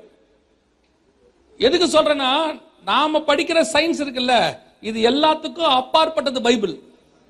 சயின்ஸை வச்சு பைபிளை கணிக்க கூடாது, பைபிளை வச்சு தான் சயின்ஸை கணிக்கணும். இன்னைக்கு எல்லாரும் சயின்ஸை வச்சு பைபிளை கணிக்கிறான். பைபிள் ஏதாவது சொன்னா ப்ரூஃப் இருக்கா அப்படின்னு கேட்கிறான். பைபிளுக்கு நீ ப்ரூஃப் கேட்காத, பைபிளே ப்ரூஃப் தான். பைபிள் என்பதே ப்ரூஃப். அதனால இன்னைக்கு டெக்னாலஜி இவ்வளவு தூரம் எல்லாமே நம்ம ஆண்டவர் தெளிவாக சொல்லி வச்சிருக்காரு. கொஞ்சம் அதை நீங்க ஆராய்ஞ்சு படிக்கணும், அவ்வளவுதான். கவனிங்க, இப்ப கண்காணிக்கிறதுக்கான எல்லா கருவிகளை வச்சு நமக்கு கொடுத்துட்டாங்க. இந்த அட்டை தான் உங்களுக்கு என்ன செய்ய போறாங்க, வலது கைக்கும் நெத்திக்கும் என்ன செய்ய போறாங்க, முத்திரையா மாத்த போறாங்க. ஏன் வலது கைக்கும் நெத்திக்கும் ஒரு முத்திரையா மாற்ற போறாங்க அப்படின்னு சொன்னா, இந்த அட்டையை நீங்க இனி எல்லா இடத்துக்கும் கொண்டு போகிற இடத்துக்கு கொண்டு வந்துட்டாங்க. இப்ப இங்க பரவாயில்ல, இங்க பத்தி எனக்கு தெரியாது. ஐசி கண்டிப்பா கையில கேரி பண்ணணும் அப்படி சிஸ்டம் இங்க இருக்கா? இங்க கிடையாதா? அதாவது உங்களுக்கு ஏதோ ஒரு ஐசி நீங்க தான் காட்டுற ஒரு ஐடியா வந்து கையில வச்சுக்கணும், கம்பல்சரி. அப்படிதானே? ரைட். வேர்ல்டு வைடு இது ரொம்ப அதிகம். இப்போ மலேசியாலலாம் அந்த ஐசி இல்லாம போகவே மாட்டாங்க வெளியே. காரணம் என்னன்னா, அந்த ஐசி இல்லைனாலே 300 ரிங்கிட் அங்க ஃபைன். அங்கெல்லாம் முந்திலாம் நான் சொல்றது. இப்போ எல்லா சிங்கப்பூர், மலேசியா எல்லா இடத்துலயும் வந்துச்சு, யுஎஸ் எல்லா இடத்துலயும். ஏன்னா அந்த டெரரிஸ்ட் அட்டாக் அதிகமாக ஆக கம்பல்சரி எல்லாரும் என்ன கையில கொண்டு போகணும், ஐசி கொண்டு போகணும். அதுலயும் டூப்ளிகேட் கொண்டு போக கூடாது, அதாவது போட்டோ காப்பியோ எதுவுமே கொண்டு போக கூடாது. கம்பல்சரி எதை கொண்டு போகணும், ஒரிஜினல். காரணம் நிறைய ஃபேக் தயாரிக்கிறாங்க அதுல. இப்ப இந்த ஐசி கொண்டு போகிறதுல நிறைய பிரச்சனை இருக்கு. உங்க பர்ஸ்ல நீங்க வச்சு வேலட்ல வைக்க அது டேமேஜ் ஆகிறதுக்கு வாய்ப்பு இருக்கு, வேலட்டோட காணாம போகிறதுக்கு வாய்ப்பு இருக்கு, நீங்க மறந்துட்டு போக வாய்ப்பு இருக்கு. அந்த மாதிரி சிச்சுவேஷன்ஸ்ல நீங்க யாருங்கிறத என்ன செய்ய முடியாது, ப்ரூஃப் பண்ண முடியாது. அதனால இப்ப என்ன முடிவு எடுத்திருக்காங்கன்னா, ஐசி சிஸ்டம் ஃபெயிலியர். ஐசி என்னது, கார்டு சிஸ்டம் என்ன ஆகுது, ஃபெயிலியர் ஆகுது. இப்ப கிரெடிட் கார்டு நிறைய மால் ஃபங்க்ஷன் இருக்குது, கிரெடிட் கார்டு பின் நம்பர் நிறைய பிரச்சனை இருக்குது. இப்ப என்ன செய்யறாங்க, இந்த கார்டு உங்க கூடவே வரணும், நீங்க மறக்க கூடாது, தொலைக்க கூடாது, காணாமல் போகக்கூடாது, யாரும் திருடக்கூடாது. என்ன செய்யலாம், ஒரே ஒரு வழி, இந்த கார்டை உங்க உடம்புல இம்ப்ளான்ட் பண்றது. நீங்க இம்ப்ளான்ட் பண்ணிட்டீங்க, அதான் இம்ப்ளான்ட்னா உங்க உடம்புல வைக்கிறது. நீங்க வச்சிட்டீங்கன்னா இனி அது நீங்க எடுக்கவே வேண்டாம், அது கூடவே என்ன செய்யும், வரும். அந்த கார்டு உங்க கூடவே வரும். அந்த சிஸ்டத்துக்கு பேர் தான் பயோசிப் அப்படின்னு பேர், பயோமெட்ரிக் சிஸ்டம் அப்படின்னு பேர். இதுதான் அடுத்த டெக்னாலஜி. நல்லா தெரிஞ்சுக்கொள்ளுங்க. இந்த கார்டு எல்லாமே இந்தியாவில் இருக்கக்கூடியதான மத்திய அரசு நிறுவனம் அனௌன்ஸ் பண்ணிருக்கு. பேப்பர்ல வந்த செய்தி, நிதி ஆயோக் அவங்க அனௌன்ஸ் பண்ணிருக்காங்க, 2020 கார்டு சிஸ்டம் இல்லாமல் போக போகிறது வேர்ல்டு வைட். எல்லாமே பயோமெட்ரிக் சிஸ்டம். ஏடிஎம்லாம் மைக்ரோ ஏடிஎம் மாறுது. அதாவது ஏடிஎம்ல இனிமேட்டு நீங்க போய் கார்டு போட்டு பின் நம்பர் போட வேண்டிய அவசியம் இல்லை, எல்லாமே பயோமெட்ரிக். கைரேகை வைக்கிறது எங்க போனாலும் பயோமெட்ரிக் சிஸ்டம் வைக்க சொல்றாங்களா, கைரேகை வைக்க சொல்றாங்களா, இப்பவே ஆரம்பிச்சிட்டாங்களா. ஒரு காலத்துல கைரேகை வச்சோம்னா, கை நாட்டு வச்சோம்னா படிக்காதவங்கன்னு அர்த்தம். அந்த ஆள் கை நாட்டுமா. இப்ப படிச்சவனா இருந்தாலும் கையை வைக்க சொல்றான் இல்லையா. நான் ஆக்சுவலி இன்ஜினியருங்க, கையை வை. நீ இன்ஜினியரா இல்லையா நான் சொல்றேன் அப்படிங்கிறான் அவன் இல்லையா. நம்ம அப்பா அதனால கை நாட்டு போனோம், நம்ம கேவலமா பார்த்து நம்ம சைன் போட்டோம்ல, அப்பா இப்ப நம்மள கேவலமா பாக்குறாரு. என்னடா பண்ற, கை நாட்டு வைக்கிற, வை வை வை இருந்துட்டு போட்டோம். கவனிங்க, இப்ப என்ன செய்யறாங்க, இந்த பயோசிப், பயோமெட்ரிக் சிஸ்டம். பயோசிப்னா என்ன, நம்ம உடம்புல கண்டுபிடிக்கிறதுக்கு என்னென்ன இருக்குதோ அதெல்லாம் பயோமெட்ரிக். நம்ம உடம்புல நம்மளை கண்டுபிடிக்கிறது கைரேகை இருக்குது, இது நம்மளை கண்டுபிடிக்கிறது. கண் கருவிழி இருக்கு, இதுல கண்டுபிடிக்கலாம். நமக்கு இவ்வளவு தானே தெரியும், நிறைய இருக்கு நம்ம உடம்புல. நம்முடைய கால் பெருவிரல் ரேகை இருக்குல்ல, அதுவுமே உலகத்துல வேற யாருக்குமே இருக்காது, அதுவுமே யூனிக். அதே மாதிரி நம்மளுடைய டிஎன்ஏ அதுவும் யூனிக். உதடு ரேகை இதுவும் உலகத்துல வேற யாருக்கு இருக்காதான். நம்ம ஆரம்பத்துல வெறும் கைரேகை கைரேகன்றமே, இப்ப நிறைய இருக்குது நம்ம உடம்புல. இப்ப என்ன பண்றாங்க, அதே மாதிரி தான் இந்த சிப்பம். இந்த சிப்புங்கிறது என்ன, இந்த கார்டை அப்படியே மாத்த போறாங்க. ஏன்னா அந்த கார்டை பெருசா உடம்புல என்ன செய்ய முடியாது, வைக்க முடியாது. கார்டுக்கு பதிலாக இப்படி ஒரு சிஸ்டம் கொண்டு வராங்க. அதே பயோமெட்ரிக் சிஸ்டம் தான், இப்படி கார்டுக்கு பதிலாக இப்படி கொண்டு வராங்க. இது பார்க்கிறதுக்கு தான் சைஸ் கொஞ்சம் பெருசா தெரியுது, போட்டோல இமேஜ்ல பார்க்கறதுக்கு உங்களுக்கு பெருசா தெரியுது. ஆக்சுவலா சைஸ் என்னன்னு கேட்டா 11 mm. 11 mmனா உங்க ஆள்காட்டி விரல் இருக்கு பாத்தீங்களா, இதுல மேல இருந்து முதல் கோடு இருக்கு பாருங்க, இது வரைக்கும் 25 mm, 2.5 சென்டிமீட்டர். அப்புறம் வீட்டுல போய் பாத்துக்கோங்க, 11 mmனா இதுல பாதி இருக்கும். அதனாலதான் கீழே ஒரு அரிசி போட்டிருக்காங்க பாருங்க, அரிசியை விட கொஞ்சம் பெருசு, அவ்வளவுதான். இது உள்ள 3 முக்கியமான பார்ட்ஸ் இருக்குது. டிரான்ஸ்பாண்டர் அப்படின்னு ஒரு கருவி இருக்கு, அதுதான் இதை இயக்கக்கூடியது. ரெண்டாவது லித்தியம் பேட்டரி. இந்த லித்தியம் பேட்டரி ரொம்ப இம்பார்ட்டன்ட். இப்ப எல்லா இடத்துலயும் லித்தியம் பேட்டரி தான் வைக்கிறான், அதுக்கு ஒரு ரீசன் இருக்கு. மூணாவது RFID, நீங்க பாத்தீங்களா ஒரு மஞ்சள் கலர் சதுரம், ரேடியோ ஃப்ரீக்வன்சி, அது இருக்கு. மேல இருக்கிறது மிருகத்துக்கு போடுறது, கீழே இருக்கிறது மனுஷனுக்கு போடுறது. எப்பவுமே மனுஷனுக்கு போடுறது மட்டும் என்ன செய்வாங்க, மிருகத்துக்கு போட்டு செக் பண்ணி அது பக்காவா இருக்குதான்னு சொல்லி பார்ப்பாங்க. ஏற்கனவே பூனைகளுக்கு நாய்களுக்கு எல்லாம் போட்டாங்க, இது யானைகளுக்கு அப்புறம் எல்லா உயிரினங்களுக்கும் போட்டு எப்படி இருக்குது அப்படின்னு சொல்லி உலகம் ஃபுல்லா இதுக்கான செக் பண்ணாங்க. அப்புறம் சிங்கப்பூர்ல ஒரு பேர்ட்ஸ் சாங்சுரி இருக்கு, உங்களுக்கு தெரியும்னு நினைக்கிறேன், பறவைகள் சரணாலயம். உலகத்திலேயே ரொம்ப ஃபேமஸ் அது. அந்த பறவைகள் சரணாலயத்தில் இருக்கிற எல்லா பறவைக்கும் சிப்பு இம்ப்ளான்ட் பண்ணிட்டாங்க. அது ஒருவேளை பறந்து வேற நாட்டுக்கு போனாலும் அது சிங்கப்பூர் பறவை என்ன செஞ்சிடும், காட்டி கொடுத்துரும். அதை வச்சு அவங்க என்ன செய்வாங்கன்னா எவ்வளவு உயரம் பறக்குது, எவ்வளவு வேகமா பறக்குது எல்லாம் கண்காணிக்கலாம். அதே மாதிரி நீல திமிங்கலம், பெரிய பெரிய ப்ளூ வேல்ஸ், இதுக்கெல்லாம் கடல்ல போட்டு அதோடைய ஆழம், டெம்பரேச்சர் கண்டுபிடிச்சாங்க. நம்ம 2012 கர்நாடகால பெங்களூர் சிட்டியில ஒரே நாள்ல 2 லட்சம் பூனைகளுக்கும் நாய்களுக்கும் போட சொல்லி அரசாங்கம் உத்தரவு போட்டுச்சு. காரணம் என்னன்னா, முந்தின அந்த நாய்க்கெல்லாம் லைசன்ஸ் மாதிரி போட்டிருப்போம்ல, அது காணாமல் போனா கூட கண்டுபிடிக்கிறதுக்கு. அந்த மாதிரி இப்ப பயோசிப்பை போட சொல்லி பெங்களூர் டைம்ஸ் அப்படிங்கிற பத்திரிகையில இந்த நியூஸ் வந்துச்சு. இப்ப பெரிய பெரிய மிருகங்களுக்கு எல்லாம் போட்டு என்ன செஞ்சுட்டாங்க, மிருகங்களுக்கு போடுறது சக்சஸ்ஃபுல்லாக வேலை செய்ய தொடங்கி விட்டது. இப்ப யாருக்கு வரணும், பெரிய மிருகத்துக்கு வரணும். யாருக்கு, நமக்கு தான். நம்ம தானே சிரிக்க தெரிஞ்ச மிருகம் பாங்கல்ல, இப்ப நமக்கு வரணும். ஆனா நமக்கு போடுறதுல 2 பிரச்சனை இருக்கு. என்ன 2 பிரச்சனை? ஒன்று, இப்ப இந்த யானைக்கு போட்டிருக்கிறாங்க, வெஸ்ட் பெங்கால்ல இருக்கிற ஜூல இருக்கிற யானைக்கு இந்த சிப் இம்ப்ளான்ட் பண்ணிருக்காங்க. இப்ப இந்த யானை 24 hours கண்காணிக்கலாம்.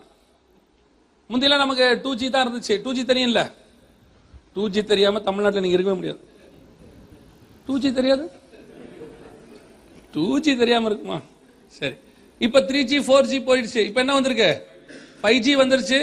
சில நாட்டிலாம் 5G அவுடேட் ஆகிற நிலைமைக்கு போயிட்டே இருக்குது, ரொம்ப ஸ்பீட்.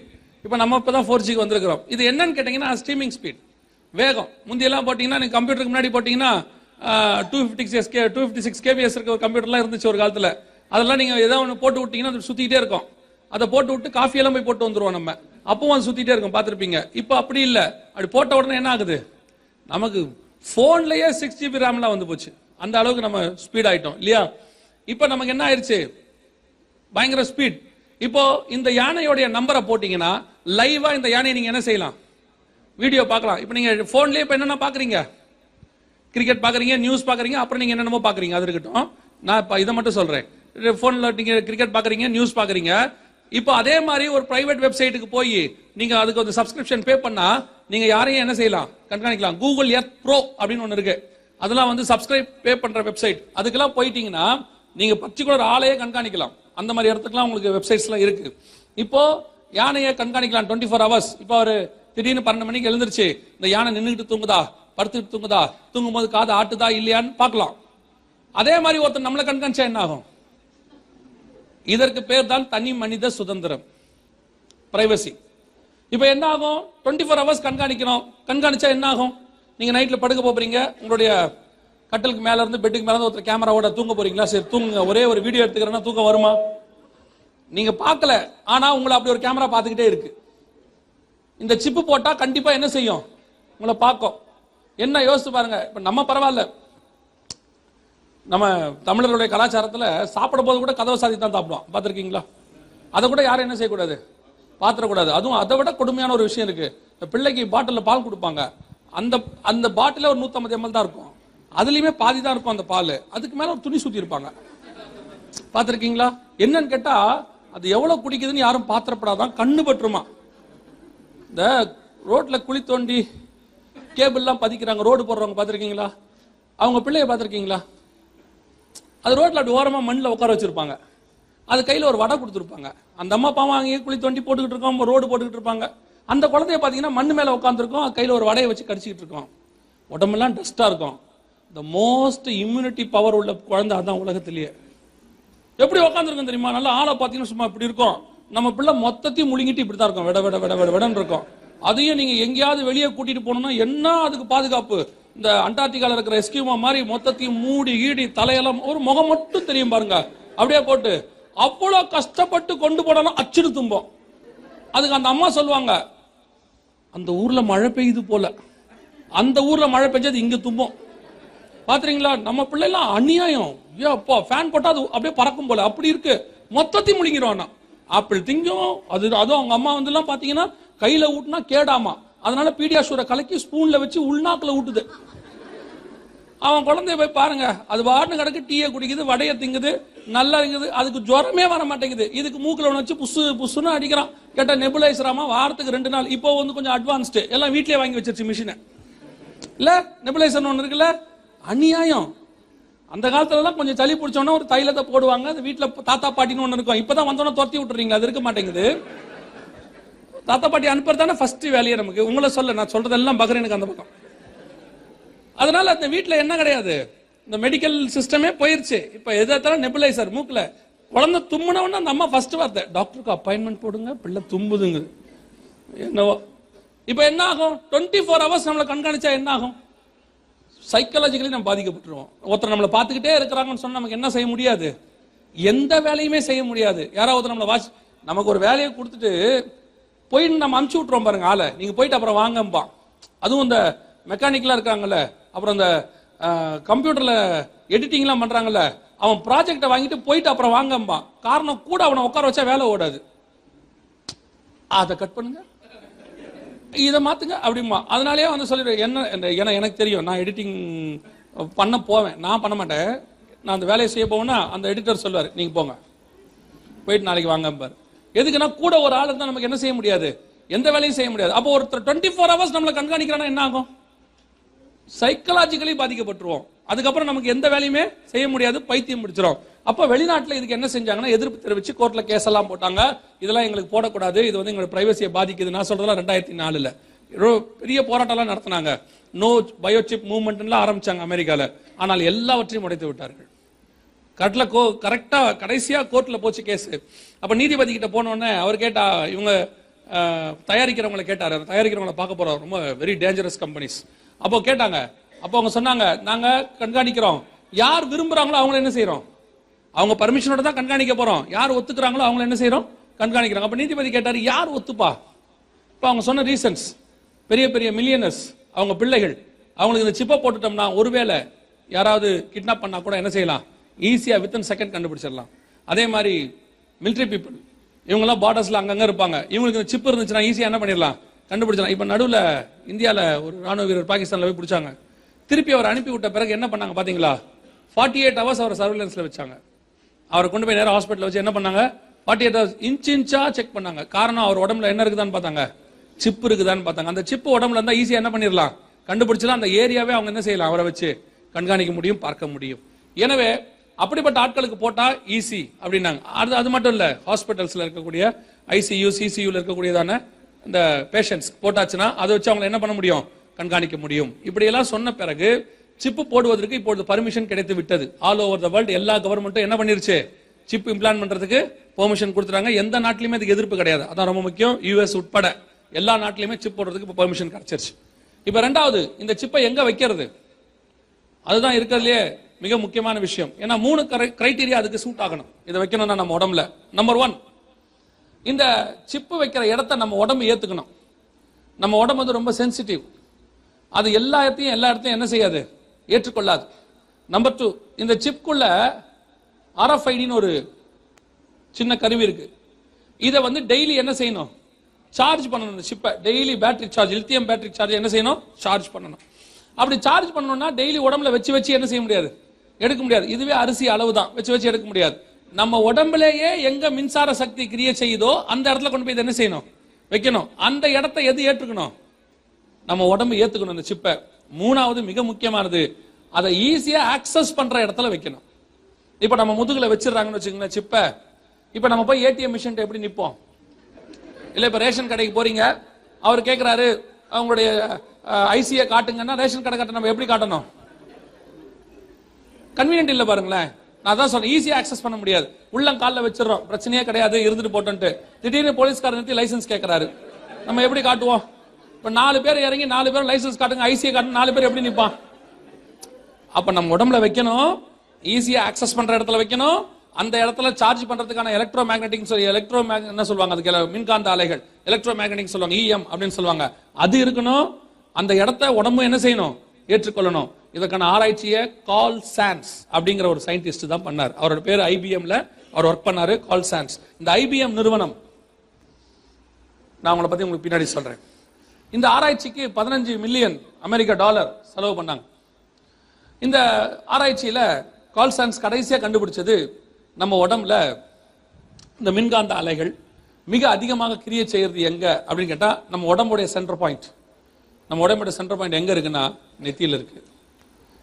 உங்களுக்கு தெரியும் நினைக்கிறேன், முந்தியெல்லாம் ஜுரம் அடிச்சா நம்ம முதல்ல கை எங்க வச்சு பார்ப்போம், நெத்தியில. அப்புறம் நம்ம பெரியவங்க சொல்லுவாங்க, ஜுரம் குறையணும்னா என்ன பண்ணணும், நெத்தியில பத்து போடு, ஈர துணி போடு. ஏன்னா இந்த இடத்துல இருந்து சூட்டை இறக்குனா மொத்த உடம்புல இருந்து என்ன செய்யும், சூடு இறங்கும். இதுதான் நமக்கு அறிவியல் பூர்வமா இல்லாமையே நமக்கு தெரிஞ்ச ஒரே டெக்னாலஜி. அந்த காலத்துல இருந்தே நம்ம பெரியவங்க எல்லாம் செய்வாங்க, நெத்தியில ஈர துணி போடு, இதான் சென்டர் பாயிண்ட். இத கொஞ்சம் ரிலீஜியஸா நீங்க பாத்தீங்கன்னா எல்லா மதத்திலையும் சொல்லுவாங்க, இந்த இடத்துல தான் பவர் இருக்கு, நெற்றிக்கண் இருக்கு, இந்த இடத்துல தான் குண்டலினி இருக்கு அப்படின்னு ஒவ்வொன்றத்திலையும் சொல்லுவாங்க. அவங்களுடைய பவர் இங்க இருக்கும்பாங்க. நம்ம ஒருநிலைப்படுத்தி மெடிடேட் பண்ணி நீ என்ன செய்ய, உன் மைண்டை ஒருநிலைப்படுத்து, இந்த இடத்துல உன் பவர் உன்னை அப்படியே தூக்கிட்டு போகும் அப்படிலாம் சொல்லுவாங்க. அதெல்லாம் வேற ஒண்ணும் இல்ல, இங்க என்ன இருக்கு, எலக்ட்ரோ மேக்னெட்டிக் EM அப்படி இருக்கு. இது எந்த அளவுக்கு இருக்கான்னு தெரியுமா, இந்த இடத்துல சிப்பை வச்சா டைரக்டா சேட்டலைட்டோட கனெக்ட் பண்ணலாமா, அந்த அளவுக்கு இந்த இடத்துல நமக்கு என்ன இருக்கு, எலக்ட்ரோ மேக்னெட்டிக் ரேஸ் இருக்கு. இதுக்கு அப்புறம் வேற எங்க இருக்கு அப்படின்னு பார்த்தா நம்ம கைகள்ல என்ன இருக்கு, எலக்ட்ரோ மேக்னெட்டிக் ரேஸ் இருக்கு. நம்முடைய கைகள்ல அதுவும் இந்த பகுதியில் அதிகமாக இருக்கிறது அப்படின்னு கண்டுபிடிச்சாங்க. கால் சான்ஸ் IBM நிறுவனத்தில் வேலை செஞ்சவர், அவர் தான் கண்டுபிடிச்சார். ஏன் இந்த கால் சான்ஸ் பேரை நான் சொல்றேன்னா, சில வருஷத்துக்கு முன்னாடி, ஒரு 4 வருஷத்துக்கு முன்னாடி பெங்களூருக்கு ஒரு சபையில, அது பெரிய சபை, அங்கே ஊழியத்துக்கு போயிருந்த போது அங்க வந்துட்டு இந்த மெசேஜை கொடுத்து முடிச்ச உடனே அதனுடைய தலைமை போதகர் வந்து சொன்னாரு, இதே மெசேஜ், அதாவது இந்த கால் சான்ஸ் எங்களுடைய சபைக்கு வந்திருந்தாரு, அவர் அதை எல்லாத்தையும் எங்களுக்கு எக்ஸ்பிளைன் பண்ணாரு, அவர் வந்து எனக்கு ஃப்ரெண்டு, அவர் இந்த காரியத்தை சொன்னாருன்னு சொன்னார். அந்த கால் சான்ஸ் இப்பொழுது எவாஞ்சலிஸ்டாக, இப்போ அவர் உயிரோடு இருக்கிறாருன்னு தெரியாது, அப்பொழுது எவாஞ்சலிஸ்டாக உலகம் முழுவதும் இந்த செய்தி என்ன செஞ்சாரு, எல்லா இடத்துக்கும் கொண்டு போனாரு, கால் சான்ஸ் கொண்டு போனார். அந்த கால் சான்ஸ் ஆண்டவர் சந்திச்ச விதம் ரொம்ப டிஃபரெண்ட். இதெல்லாம் கண்டுபிடிச்சு அவருக்கு ரிப்போர்ட்லாம் கொடுத்துட்டு அவர் வெக்கேஷனுக்கு, உங்க பாஷை சொன்ன வெக்கேஷனுக்கு போயிட்டார். போன அன்னைக்கு அவர் போன இடத்துல ராத்திரி ஆண்டவர் பேசியிருக்கிறார், நீ கண்டுபிடிச்ச இந்த கருவி என்ன தெரியுமா அப்படின்னு. அப்பதான் பைபிள்ல உள்ள வசனத்தை ஞாபகப்படுத்த அவர் அதுக்கப்புறம் அதை எடுத்து ஆராய்ச்சி எல்லாம் பண்ண பிறகு அப்புறம் அழுது ஒப்பு கொடுத்த போது ஆண்டவர் சொன்னாரா, கண்டிப்பா நீ கண்டுபிடிக்காவிட்டால் யாராவது என்ன செய்வாங்க, கண்டுபிடிப்பாங்க. ஆனா ஒண்ணு செய், அதை கண்டுபிடிச்சது நான் தான், இயேசு வரப்போகிறார்னு உலகம் எங்கும் போய் சொல்லுன்னு. அதுக்கப்புறம் தான் அவர் எவாஞ்சலிஸ்டாக மாறினார். மாறி இந்தியாவுக்கும் வந்தார், பெங்களூருக்கும் வந்தார், எனக்கு தெரிஞ்ச ஒரு சபைக்கும் அவர் வந்தார். கர்த்தர் சொன்னபடியே இப்பொழுது வலது கைக்கும் நெத்திக்குமான கடைசி காலத்தின் முத்திரை தயாராகி விட்டது. ஆண்டவர் சொன்னபடி உங்களுடைய ஐசியோடைய அடுத்த ஸ்டேஜ், இப்போ உங்க கையில் ஐசி இருக்குல்ல எல்லாருக்கிட்டையும், இந்த ஐசியோடைய அடுத்த ஸ்டேஜ், ஏன்னா ஐசி ஃபெயிலியர் ஆகிட்டே இருக்கு, கொஞ்சம் கொஞ்சமா ஃபெயிலியர் ஆகுது. அடுத்த ஸ்டேஜ் தான் இந்த பயோசிப். இங்க பாருங்க, இந்த அம்மா டிஸ்கவரி சேனல்ல வந்தது இது. இந்த அம்மா ஒரு மாற்றுத்திறனாளி, இவங்க நடக்க முடியாதவங்க. இவங்களுக்கு இந்த சிப் உதவி தேவைப்படுது. எங்க வைக்கிறாங்க பாருங்க, அவ்வளவுதான். 30 செகண்ட்ஸ் தான். இதுக்கு பெரிய ஆபரேஷன்லாம் இல்ல. இன்ஜெக்ட் பண்ணி உள்ள வச்சிருவாங்க. வச்ச உடனே இது ஆக்டிவேட் ஆக ஆரம்பிச்சிடும் இமிடியேட்டா. இந்த கருவிக்கு பேரு ஸ்கேனார்னு பேரு. இந்த கையில இருக்கிற கருவிக்கு பேரு ஸ்கேனார். இதை ஸ்கேன் பண்ண உடனே எதிரில் உள்ள கம்ப்யூட்டர்ல இந்த அம்மாவை பத்தின எல்லா டீடைல்ஸ், அதாவது உங்க ஐசியில என்னென்ன இருக்கு எல்லாம் எதிரில் உள்ள கம்ப்யூட்டர்ல வந்துடும். இப்ப நான் இன்னொரு வீடியோல அதை காட்டுறேன். இப்ப இந்த அம்மாவுக்கு 30 செகண்ட் தான். உங்க பாருங்க, அவ்வளவுதான். இதுக்கு தனியா ஆபரேஷன் அதெல்லாம் கிடையாது. ஜஸ்ட் ஒரு சின்ன ஸ்ப்ரே, பெயின் கில்லர், இந்த பெயின் தெரியாம இருக்கிறதுக்கு இன்ஜெக்ட் பண்ணிடுவாங்க, உள்ள வச்சிருவாங்க. இமிடியேட்டா ஆக்டிவேட் ஆக ஆரம்பிச்சிடும். வித்தின் மினிட்குள்ள அது ஆக்டிவேட் ஆக ஆரம்பிச்சிடும். கர்த்தர் சொன்ன வெளிப்படுத்தின விசேஷம் 13ஆம் அதிகாரம் 16வது வசனம், 1900 வருஷத்துக்கு முன்னாடி ஆண்டவர் சொன்னது நம்முடைய காலத்துல நம் கண்களுக்கு முன்பாக 100% ஆம் என்றும் ஆமென் என்றும் நிறைவேறிவிட்டது. அல்லேலூயா, அல்லேலூயா. நம்முடைய வேதம் 100% மகத்துவமானவைகள். நம்முடைய பைபிள் ஏதோ கிறிஸ்தவங்களுக்கு மட்டும் எழுதப்பட்ட புக் இல்ல, சகல ஜனங்களுக்கும் எழுதப்பட்ட புஸ்தகம். எந்த இடத்துலயும் ஆண்டவர் கிறிஸ்தவங்களுக்கு அட்ரஸ் பண்ணவே மாட்டாரு, எல்லாருக்கும் தான் அட்ரஸ் பண்ணிருப்பாரு. இயேசு கிறிஸ்துவின் ரத்தம் சகல பாவங்களையும் மன்னிக்கும். அதனால இந்த இயேசு சொன்ன எல்லா காரியங்களும், நிறைய பேர் இயேசு கிறிஸ்துவ வெறும் கிறிஸ்தவ கடவுளை மாத்திரம் பார்த்துட்டு விட்டுறாங்க. இந்த உலகத்தை மீட்பதற்கு முதல் முறை அவர் வந்தார், இரண்டாவது முறை மீட்பதற்கு இந்த பைபிளை கொடுத்து விட்டு போயிருக்கிறார். இதை நீங்க எவ்வளவுக்கு எவ்வளவு வாசிக்கிறீங்களோ அவ்வளவுக்கு எவ்வளவு உங்களுக்கு நல்லது. அல்லேலூயா. இந்த உலகத்தில் நடக்கிற இன்னைக்கு இருக்கிற இது நம்ம டெக்னாலஜி பாக்குறோம். டெக்னாலஜி மட்டும் இல்ல, science, archaeology, prophecy, history, geography எல்லாம் இது உள்ள இருக்கு. ஏன்னா கொஞ்சம் உட்காந்து டைம் எடுத்து படிக்கணும். செல்போன்ல வாட்ஸ்அப் மெசேஜ் வந்திருக்குதான்னு எடுத்து பாக்குறீங்க, ஆனா மெசேஜோட இருக்கிற பைபிளை மட்டும் பார்க்கவே மாட்டேங்கிறீங்க. இதை எடுத்து ஒவ்வொரு முறை படிச்சாலும் ஒவ்வொரு முறையும் உங்களுக்கு அது மெசேஜ் கொடுக்கும். ஒரு தடவை கூட அந்த பைபிள் பேசாம போகவே போகாது. நீங்க விசுவாசத்தோட இயேசுவே என்னோட பேசணும் இந்த பைபிளை பிரிச்சு பாருங்க, கண்டிப்பாக இந்த பைபிள் உங்களோட கூட பேசும். அல்லேலூயா. கர்த்தர் சொன்னபடி இப்போ வலது கைக்கும் நெத்திக்கும் முத்திரை தயாராகி விட்டது. இப்ப நான் உங்களுக்கு ஒரு 2-3 கேள்விகளுக்கு பதில் சொல்லிட்டு இந்த கூட்டத்தை நான் முடிக்க விரும்புகிறேன். முதலாவது, இதை தயாரிக்கிறவர்கள் யார்? நீங்க அவங்களை பத்தி கொஞ்சம் தெரிஞ்சுக்கணும். இரண்டாவது, இது யார் யாருக்கெல்லாம் போடப்பட போகிறது. மூன்றாவது, இதை போட்டா என்ன ஆகும், அதையும் ஆண்டவர் சொல்லி வச்சிட்டார், எல்லாம் தெளிவா சொல்லி வச்சிட்டார். முதலாவது, இதை தயாரிக்கிறவர்கள் யார்? ஒரு 6 நிறுவனங்கள் இருக்கு உலகத்துல. சிஸ்டர் கன்சர்ன்ஸ் அப்படின்னு சொல்லுவாங்க. இவங்க எல்லாம் கொஞ்சம் டேஞ்சரஸ் ஆனவங்க. இவங்களுக்கு கீழே நிறைய நிறுவனங்கள் இருக்கு. மிக முக்கியமான சில நிறுவனங்கள். ஒன்று IBM, கேள்விப்பட்டிருக்கீங்களா? இந்த IBM பத்தி உங்களுக்கு எப்படி தெரியும் எனக்கு தெரியாது, நீங்க எப்படி புரிஞ்சு வச்சிருக்கீங்கன்னு. இந்த படத்தை பாருங்க. இந்த படத்துல இந்த வட்டத்துக்குள்ள ஒருத்தர் உட்கார்ந்து இருக்கிற, அவர் யாருன்னு தெரியுதா? இவரை தெரிஞ்சிருக்க உங்களுக்கு வாய்ப்பு இல்ல. இந்த கன்னத்துல கை வச்சுட்டு ஒருத்தர் உட்கார்ந்து இருக்கிறார் பாருங்களேன், இவரை தெரியுமா? இவர் தான் அடால்ஃப் ஹிட்லர். 2ஆம் உலக யுத்தத்தின் போது 60 லட்சம் யூதர்களை கொலை செய்தவர். அந்த 60 லட்சம் யூதர்களை கொலை செய்வதற்கு ஐடியா கொடுத்தவர் தான் இவரு. உட்கார்ந்திருக்கார் பாருங்க. அவர் பேரு தாமஸ் ஜே வாட்சன். யார் இந்த தாமஸ் ஜே வாட்சன்னா? இவர் தான் IBM ஓட ஸ்தாபகர், நிறுவனர், ஃபார்மர். இவர் தான். இவர் என்ன ஐடியா இவருக்கு கொடுத்தாரு, இவர் என்ன உட்கார்ந்து இருக்கிறாங்க அப்படின்னு கேட்டா, எப்படி ஹிட்லர் ஜெர்மனிக்காரங்களையும் யூதர்களையும் பிரிச்சாரு. ஜெர்மனிக்காரங்க ஹிட்லர் யூதர்கள் ஜெர்மனிக்கு வந்தது கிபி 70க்குள்ள. அதுக்கு பிறகு ஏறக்குறைய 1900 வருஷம் அங்க இருக்கிறாங்க. ஜெர்மனி மக்களோட கலந்துட்டாங்க. கலந்த இந்த மக்களை எப்படி ஹிட்லர் பிரிச்சாரு, அழகா பிரிச்சு எப்படி கண்டுபிடிச்சு வெறும் யூதர்களை மட்டும் கொலை பண்ணார். நம்ம வெறும் யூதர்களை கொலை பண்ணார் ரொம்ப ஈஸியா சொல்லிடுறோம்ல. எப்படி ஈஸியா கொலை பண்ணாரு, எப்படி கண்டுபிடிக்க முடிஞ்சிச்சு அவரால் அப்படின்னு கேட்டீங்கன்னா, அன்னைக்கு ஒரு சிஸ்டத்தை இந்த IBM நிறுவனம் செஞ்சிச்சு. என்னன்னா, இதே மாதிரி ஒரு சர்வைவை ஜெர்மனி ஃபுல்லா எடுத்தாங்க. எடுக்க வச்சு அவங்களுடைய பேரு, இப்ப நம்ம போய் ஆதார் வாங்கும்போது எப்படி வாங்கணும், ஐசி வாங்கும்போது என்ன சொல்லி வாங்கணும், அப்பா பேரு, அம்மா பேரு, சர்நேம் எல்லாம் கொடுத்து, பிறந்த இடம், பிறந்த தேதி, ஆனா பெண்ணா, அப்புறம் கைரேகை, கண்விழி போட்டோ எல்லாம் கொடுத்தோம். எல்லாம் கொடுத்து ஐசி வாங்கணும். இந்த சிஸ்டத்தை அன்னைக்கே இம்ப்ளிமெண்ட் பண்ணாங்க. இவங்க பண்ணி அத்தனை டீடைல்ஸையும் வாங்கினாங்க. ஏதோ அரசாங்கம், இப்ப நம்ம எப்படி கொடுத்துருக்கோம் அரசாங்கத்துக்கிட்ட, ஏதோ கவர்மெண்ட் கேக்குது, இல்லைன்னா நம்ம சர்வை பண்ண முடியாது, அதனால கொடுத்துருக்கோம். இந்த சிஸ்டம் 1936 ஹிட்லர் பண்ணது.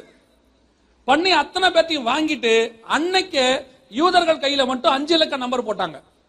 இங்க இருக்கு பாருங்க, 5 டிஜிட் நம்பர். அதோட கூட கீழே ஒரு சின்ன மார்க். அன்னைக்கு இந்த மிஷனுக்கு பேர் ஹாலோகாஸ்ட் மிஷன் பேர். இந்த மிஷன்ல தான் எல்லா டீடைல்ஸும் ஏத்துனாங்க. உங்களுக்கு ஈஸியா புரியணும்னா அன்னைக்கு உள்ள கம்ப்யூட்டர் அப்படி வச்சுக்கலாம். டைப்ரைட்டிங் மிஷின் மாதிரி இருக்கும். இது வந்து இதுக்கு பேர் ஹாலோகாஸ்ட் மிஷன் பேர். இது ஒரு கொலகார மிஷின். இதுல தான் ஏத்தி ஏத்தி ஏத்தி எந்தெந்த யூதர்களை வேறு பிரிச்சு அத்தனை பேரையும் கரெக்டா பிரிச்சு கொண்டாங்க. இந்த ஐடியாவை ஹிட்லருக்கு கொடுத்த அதே ஐபிஎம் நிறுவனம் தான் இப்ப உலகம் முழுக்க இருக்கிற எல்லாரையும் கண்டுபிடிக்கிறதுக்கு 16 இலக்க நம்பரை கொடுத்திருக்கு. அன்னைக்கு என்ன இந்த இதை படிச்சு பாருங்க, என்ன சொல்லுது பாருங்க. இதுல கையில 5 இலக்கம், இங்க பாருங்க, கையில 5 இலக்கம், அந்த மிஷினுக்கு ஒரு இலக்கம், மொத்தம் 6 இலக்கம் அவங்களை கொல்றதுக்கு. இதுதான் செஞ்சாங்க ஹோலோகாஸ்ட் மிஷின்ல. இப்போ 16 இலக்கம் நமக்கு, சிஸ்டத்துக்கு 2, மொத்தம் 18. இதே அவங்க செய்யறாங்க. இப்போ இந்த ஐபிஎம் இதை உலகம் ஃபுல்லா இம்ப்ளிமெண்ட் பண்ண தொடங்கிட்டாங்க. இது அமெரிக்கன் டிவில வரக்கூடியதான விளம்பரம். இது இப்போ வந்துட்டு இருக்கு, அமெரிக்க டிவில இந்த விளம்பரம் வந்துட்டு இருக்கு. இந்த விளம்பரத்தை பாருங்க, அவர் என்ன பண்றாருன்னு மட்டும் பாருங்களேன்.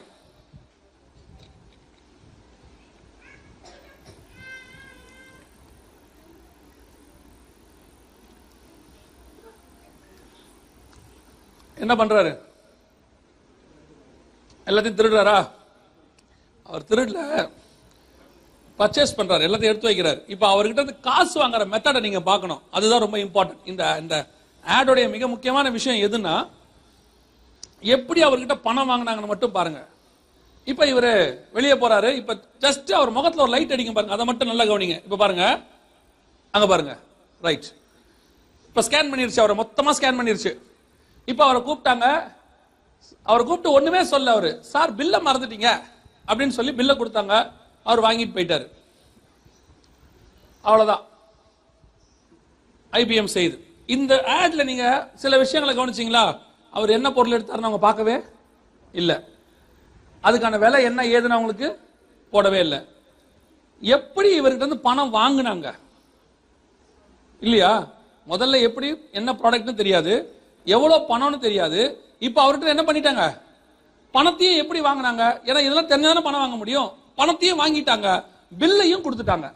என்ன நடந்துச்சு? அந்த ஒரு தாண்டி வந்தார்ல, அதுக்கு பேர் ஸ்கேனர்னு பேரு. அதை தாண்டி வரும்போது அவர் உடம்புல இருக்கிற மொத்த பொருளை என்ன பண்ணிருச்சு? ஸ்கேன் பண்ணி அதுக்கு விலையும் போட்டுருச்சு. அடுத்து அவருடைய நெத்தியில என்ன இருக்கு? சிப்பு. இல்ல கையில என்ன இருக்கு? சிப்பு இருக்கு. இந்த சிப்பு வழியாக பேங்கை கனெக்ட் பண்ணி அதுல இருந்து பணத்தையும் எடுத்துருச்சு. எடுத்துட்டு உங்களுக்கு பில்லையும் கொடுத்துருச்சு. எப்படி ஒரு சிப்பு பேங்கோட கனெக்ட் ஆச்சு? இப்ப ஏற்கனவே நீங்க அப்படிதான் இருக்கிறீங்க. உங்க ஐசி எதோட கனெக்ட் ஆயிருக்கு? பேங்கோட. ஆதார் வாங்கும் போது எதை கனெக்ட் பண்ண சொன்னாங்க? இப்ப ஆதாருக்கு பதிலாக அதை கொடுப்பாங்க. ஆட்டோமேட்டிக்கா உங்க பேங்க் எதோட கனெக்ட் ஆயிடும்? சிப்போட கனெக்ட் ஆயிடும். இப்போ வெளியே வரும்போது கடைக்குள்ள போங்க, பொருள் எடுங்க, வீட்டுக்கு போயிருங்க. இப்ப நீங்க என்ன செய்ய வேண்டாம்? லைன்ல நிக்க வேண்டாம், ஒவ்வொரு பொருளையா ஸ்கேன் பண்ண வேண்டாம், ஸ்வைப் பண்ண வேண்டாம், பின் நம்பர் போட வேண்டாம். இப்ப டைம் ப்ரீஷியஸ் நமக்கு இல்ல? டைம் ரொம்ப ப்ரீஷியஸ். போய் அங்க போய் டைம் நிக்கிறத விட நேரா கடைக்கு போங்க, எடுத்துக்கோங்க, போயிடுங்க. இப்பவே அமேசான்ல இருக்கு, அமேசான் ஸ்டோர்ஸ் இருக்கு, போய் பாத்துறீங்களா? நான் சொல்றது ஆப்ல இல்ல, அமேசான் ஸ்டோர்ஸே இருக்கு. அங்கெல்லாம் போனீங்கன்னா உங்களுக்கு இதெல்லாம் கிடையவே கிடையாது. இந்த மேனுவல் சிஸ்டமே கிடையாது. நேரா போய் ப்ராடக்ட் எடுத்து வச்சு ஒரு பேக் உள்ள வைக்கணும். அந்த பேக் எடுத்துட்டு வரும்போது அதுல இருந்தே எல்லாம் பண்ணிடும், மொத்த வேலையும் செஞ்சிடும். அமேசான்ல இருக்கப்ப இந்த சிஸ்டம் இப்ப வந்துருச்சு. ஐபிஎம் இம்ப்ளிமெண்ட் பண்ணிட்டான் அமெரிக்கால. அதுக்கு அவன் என்ன சொல்றான்? சேஃப்டி. என்ன சேஃப்டி? கடையில இருந்து யாரும் எதையும் திருடவே முடியாது. சரி, கடைக்குள்ள எப்படி போவீங்க? அதுவும் ரெடியா இருக்கு. இப்ப நீங்க போற இடங்கள் எல்லாம் பாத்திருக்கீங்களா? ஒரு ஆட்டோமேட்டிக் டோர் இருக்குல்ல, ஒரு டோர் நீங்க போனா தானா திறக்க தெரியுமா? அதை பார்த்தா உங்களுக்கு சந்தோஷமா இருக்கும்ல? எப்பவுமே இதாவது நம்ம நினைச்சு மரியாதை கொடுக்குறேன், வேற எவனும் தான் மதிக்க மாட்டான், இதாவது மதிக்கிறேன் அப்படின்னு ஒரு சந்தோஷம் இருக்குல்ல நமக்கு. அந்த டோர் திறக்குதா? எப்படி திறக்குது?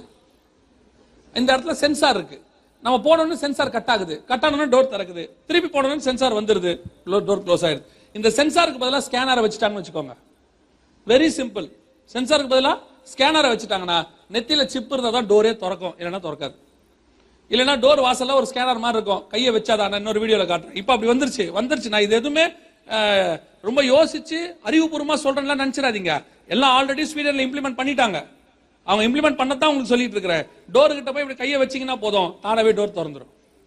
இப்ப கார்டை கொண்டு போய் வைக்கிறீங்கல்ல, கார்டுக்கு பதிலாக கையை வைக்க போறோம், அவ்வளவுதான்.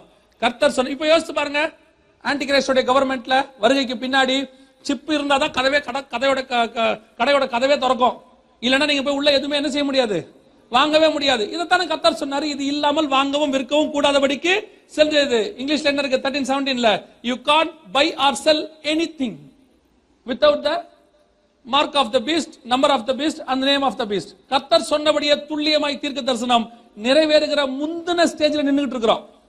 99th செகண்ட், இன்னும் ஒண்ணுதான் பாக்கி.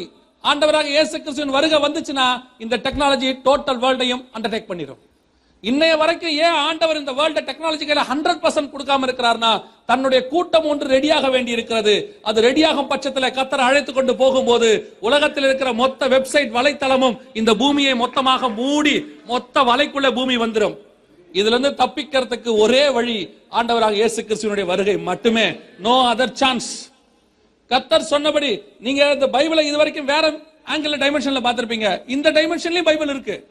இதையும் நம்ம ஆண்டவர் தான் சொல்லி வச்சிருக்கிறாரு. ஒரு 6-7 நிறுவனங்கள் மோசமான நிறுவனங்கள். இது ஒண்ணு. ரெண்டாவது டிஜிட்டல் ஏஞ்சல். இங்க இருக்கு பாருங்க, வெரி சிப் இன்டர்நேஷனல் சொல்லுவாங்க. இதுதான் அந்த கம்பெனியோட சிஇஓ ஸ்காட் சில்வர்மேன் பேரு. இவருடைய இந்த இடத்துல தான் இப்ப சிப் இருக்கு. அவர் ஸ்கேன் பண்றாரு பாருங்க. ஸ்கேன் பண்ண உடனே எதிரில் உள்ள சிஸ்டத்துல இவரை பத்தின எல்லா டீடைல்ஸும் வந்துருச்சு. உங்க ஐசியில என்னென்ன இருக்கு, போட்டோ, பேரு, அவருடைய நம்பரு, டெசிக்னேஷன், இன்னும் உள்ள போக போக இவரை பத்தின எல்லா டீடைல்ஸும் வந்துடும். இந்த வெரி சிப் இன்டர்நேஷனல் அப்படின்னு சொல்லக்கூடிய இவர்கள் தான் உலகம் முழுவதும் இந்த பயோசிப்பை மார்க்கெட் பண்றவங்க. அவங்க மேனுஃபேக்சரர்ஸ், இவங்க தான் மார்க்கெட்டர்ஸ். 120 நாடுகள்ல 2012லயே பண்ணிட்டாங்க. 2012ல நான் இந்த இவங்களுடைய ஆபீஸ் லெட்டரை படிச்ச போது, அவங்களோட இது வெளியிட்டு இருந்தாங்க, அதுல படிச்ச போது ஏறக்குறைய 120 நாடுகள் இம்ப்ளிமெண்ட் பண்ணிட்டாங்க. அதுலயும் குறிப்பா இந்தியால இவங்களுடைய ஆபீஸே இருக்கு, அங்கேயே மேனுஃபேக்சரும் பண்றாங்க. இவங்க தான் அவங்க. இந்தியால இவங்களுக்கு ஒரு பேர் இருக்கு, டிஜிட்டல் இந்தியா. பெங்களூர்ல தான் ஹெட் குவார்டர்ஸ். சிஸ்கோன்னு ஒரு கம்பெனி இருக்கு. இதை பத்திலாம் உங்களுக்கு தெரிஞ்சிருக்கும், நான் உங்களுக்கு எக்ஸ்பிளைன் பண்ண வேண்டிய அவசியம் இல்லை. இது 2வது கம்பெனி. உலகம் முழுக்க என்ன செய்யறாங்க, இம்ப்ளிமெண்ட் பண்றாங்க. இந்த மாதிரி ஒரு 6 நிறுவனம். IBM, 2வது வெரி சிப் இன்டர்நேஷனல், 3வது மோட்டரோலா, 4வது மாஸ்டர் கார்டு. இந்த மோட்டரோலா, மாஸ்டர் கார்டுலாம் சிஸ்டர் கன்சர்ன். அவங்களாம் ஒரே கிளைகள் தான். மான்டெக்ஸ்னு ஒரு கம்பெனி இருக்கு, MONDEX. மான்டெக்ஸ் அப்படின்னா என்னன்னா கிரீக்கோடைய பேங்க் சிஸ்டம். மானிட்டரி டெக்ஸ்டர், அதோட ஷார்ட் ஃபார்ம் தான் மான்டெக்ஸ். மானிட்டரி டெக்ஸ்டர், அதோட ஷார்ட் ஃபார்ம் தான் மான்டெக்ஸ். இந்த நிறுவனம் தான் மானிட்டரி டெக்ஸ்டர் என்ன தெரியல, மணி இன் ரைட் ஹேண்ட், அதான் அதோட அர்த்தம், வலது கையில் பணம். கிரீக்கோடைய பேங்கிங் சிஸ்டம். இவங்க எல்லாம் சேர்ந்து இதை விட முக்கியமான நிறுவனம் இருக்கு, லூகன் டெக்னாலஜிஸ். கேள்விப்பட்டிருக்கீங்களா? LUCENT, Lucent Technologies. அது என்னோட ஃபுல் ஃபார்ம் தெரியுமா உங்களுக்கு? லூசிஃபர் என்டர்பிரைசஸ் டெக்னாலஜிஸ், அதான் ஷார்ட் ஃபார்ம். இவங்க எல்லாம் சேர்ந்து தான் நம்மளை எல்லாம் கொண்டு போய் ஒரு மிக பெரியதான டெக்னாலஜி நிறைந்த சர்வாதிகாரியின் கையில என்ன செய்ய போறாங்க, ஒப்படைக்க போறாங்க. நீங்க நினைச்சா சர்வாதிகாரி அப்படின்னா ஹிட்லர் மாதிரியோ இல்லைன்னா அந்த காலத்துல வரக்கூடிய கத்தி வச்சுக்கிட்டுலாம் வரமாட்டாங்க. இப்ப பியூர்லி டெக்னாலஜி. நீங்க எக்ஸ்பெக்ட் பண்ணாதபடிக்கு நீங்க இந்த சாத்தான் ஒண்ணு நம்மளை என்ன பண்ணிட்டாங்க, 2 பல்லு 2 கொம்பு, சிவப்பு கலர் லைட் கீழே போட்டு அப்படியே அவர் வால். இப்ப இருக்க ஆன்டி கிரைஸ்ட் எல்லாம் அப்படி வர மாட்டான். நீட்டா கோட் சூட் போட்டு பக்காவா வந்து இறக்குவான். நீங்களே அவனை வாங்கன்னு கூப்பிடுற அளவுக்கு தான் வந்து இறக்க போறான். நிஜம் நான் சொல்றது. அப்ப நல்லா தெரிஞ்சுக்கொள்ளுங்க, இந்த நிறுவனங்கள் தான் இதற்கான வேலைகளை செய்கிறார்கள். 2வது கேள்வி, யார் யாருக்கெல்லாம் போடப்படுகிறது? வாசிங்க, வெளிப்படுத்தின விசேஷம் 13ஆம் அதிகாரம் 16வது வசனத்தை வாசிங்க. யார் யாருக்குன்னு இயேசு அங்க சொல்லியிருக்கிறார் பாருங்க.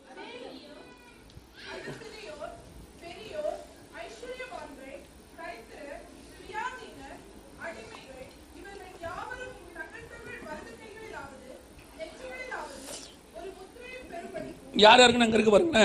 ஃபர்ஸ்ட் யாருக்கு இருக்கு? எவ்வளவு தெளிவா கொடுத்து வச்சிருக்காரு பாருங்க எல்லாத்தையும். சிறியோருக்கு போடப்பட போகிறது. இது ஹிட்லர் காலத்துல யூத பிள்ளைகளுக்கு போட்டது. கையில் 5 இலக்க நம்பர். ஹிட்லர் காலத்துல யூத பிள்ளைகளுக்கு எல்லாம் போட்டாங்க. அந்த காலத்துல பிள்ளைகளையும் கொலை பண்ணாங்க, எல்லாம் செஞ்சாரு அவர்.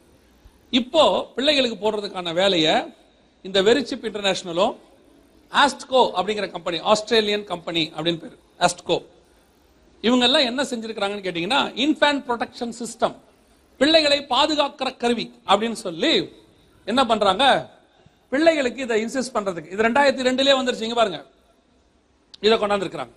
இப்ப இதோட அட்வான்ஸுக்கு நம்ம போயிருவோம். இது முன்னாடி உள்ளது. இதோட அட்வான்ஸ் என்ன அப்படின்னு கேட்டீங்கன்னா, ஐரோப்பியன் யூனியன், EUன்னு சொல்லுவாங்க, யூரோப்பியன் யூனியன் கேள்விப்பட்டிருக்கீங்களா?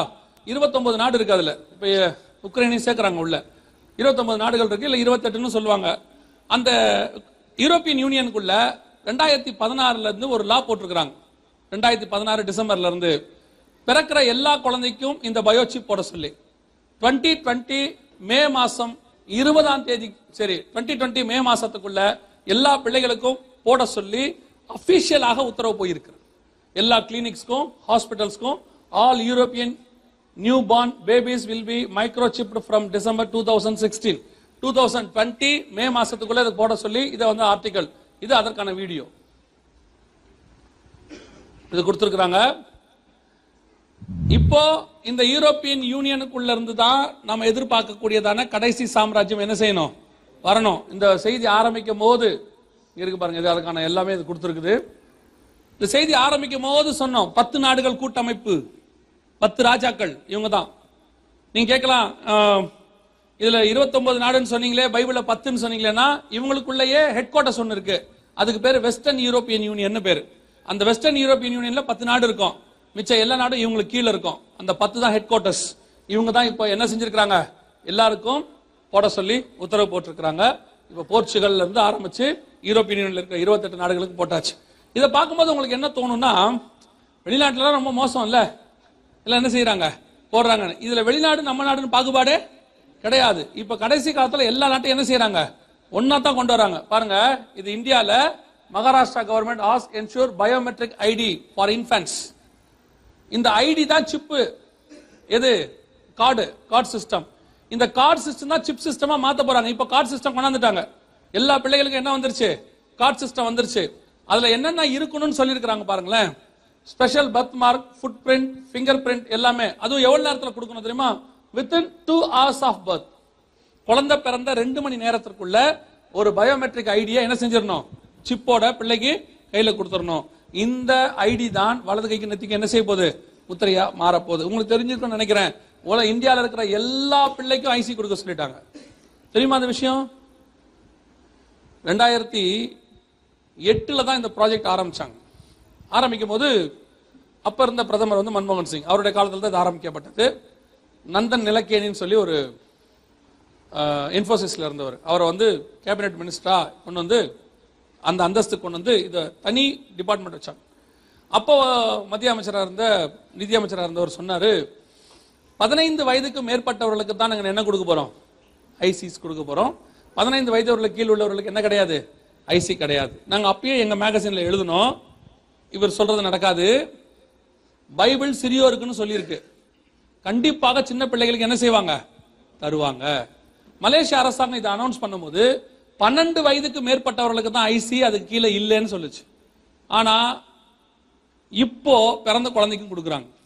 நான் எப்பவும் சொல்லுவேன், இந்தியாவில ஆரம்பிச்சாச்சு. நல்லா கவனிங்க, இந்தியாவில் என்ன சொல்லியிருக்கிறாங்கன்னா, வீட்டுக்கே சென்று பதிவு செய்யும் திட்டம். வீட்டுக்கே சென்று பதிவு செய்ய திட்டம்.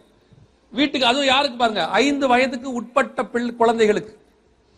வீட்டுக்கு அரசாங்க அதிகாரிகள் 5 வயசுக்கு உட்பட்ட பிள்ளைக்கு தான் தேடி வர போறாங்க.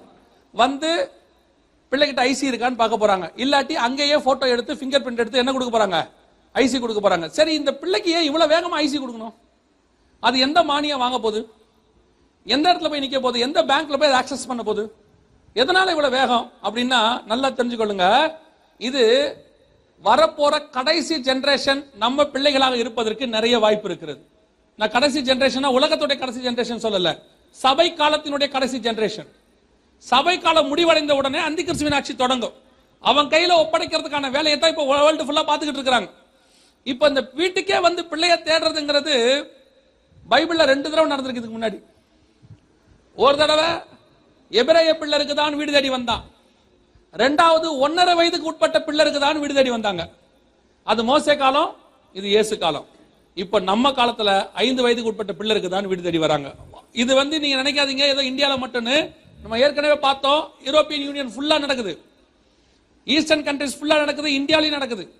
எல்லா இடத்துல 5 வயதுக்கு உட்பட்ட பிள்ளைகளுக்கு. அப்ப யோசித்து பாருங்க, 2013ல 19ல 5 வயதுக்கு உட்பட்ட பிள்ளைய தேடுறானா, 2020 அந்த பிள்ளைக்கு என்ன வயசு இருக்கும், 6 வயசு இருக்கும். யூரோப்பியன் யூனியன்ல 2014ல இருந்து கணக்கு போட சொல்லிருக்கான், 2020ல கணக்கு பண்ண சொல்லிருக்கான். அப்ப அங்கேயும் என்ன வயசு இருக்கும்?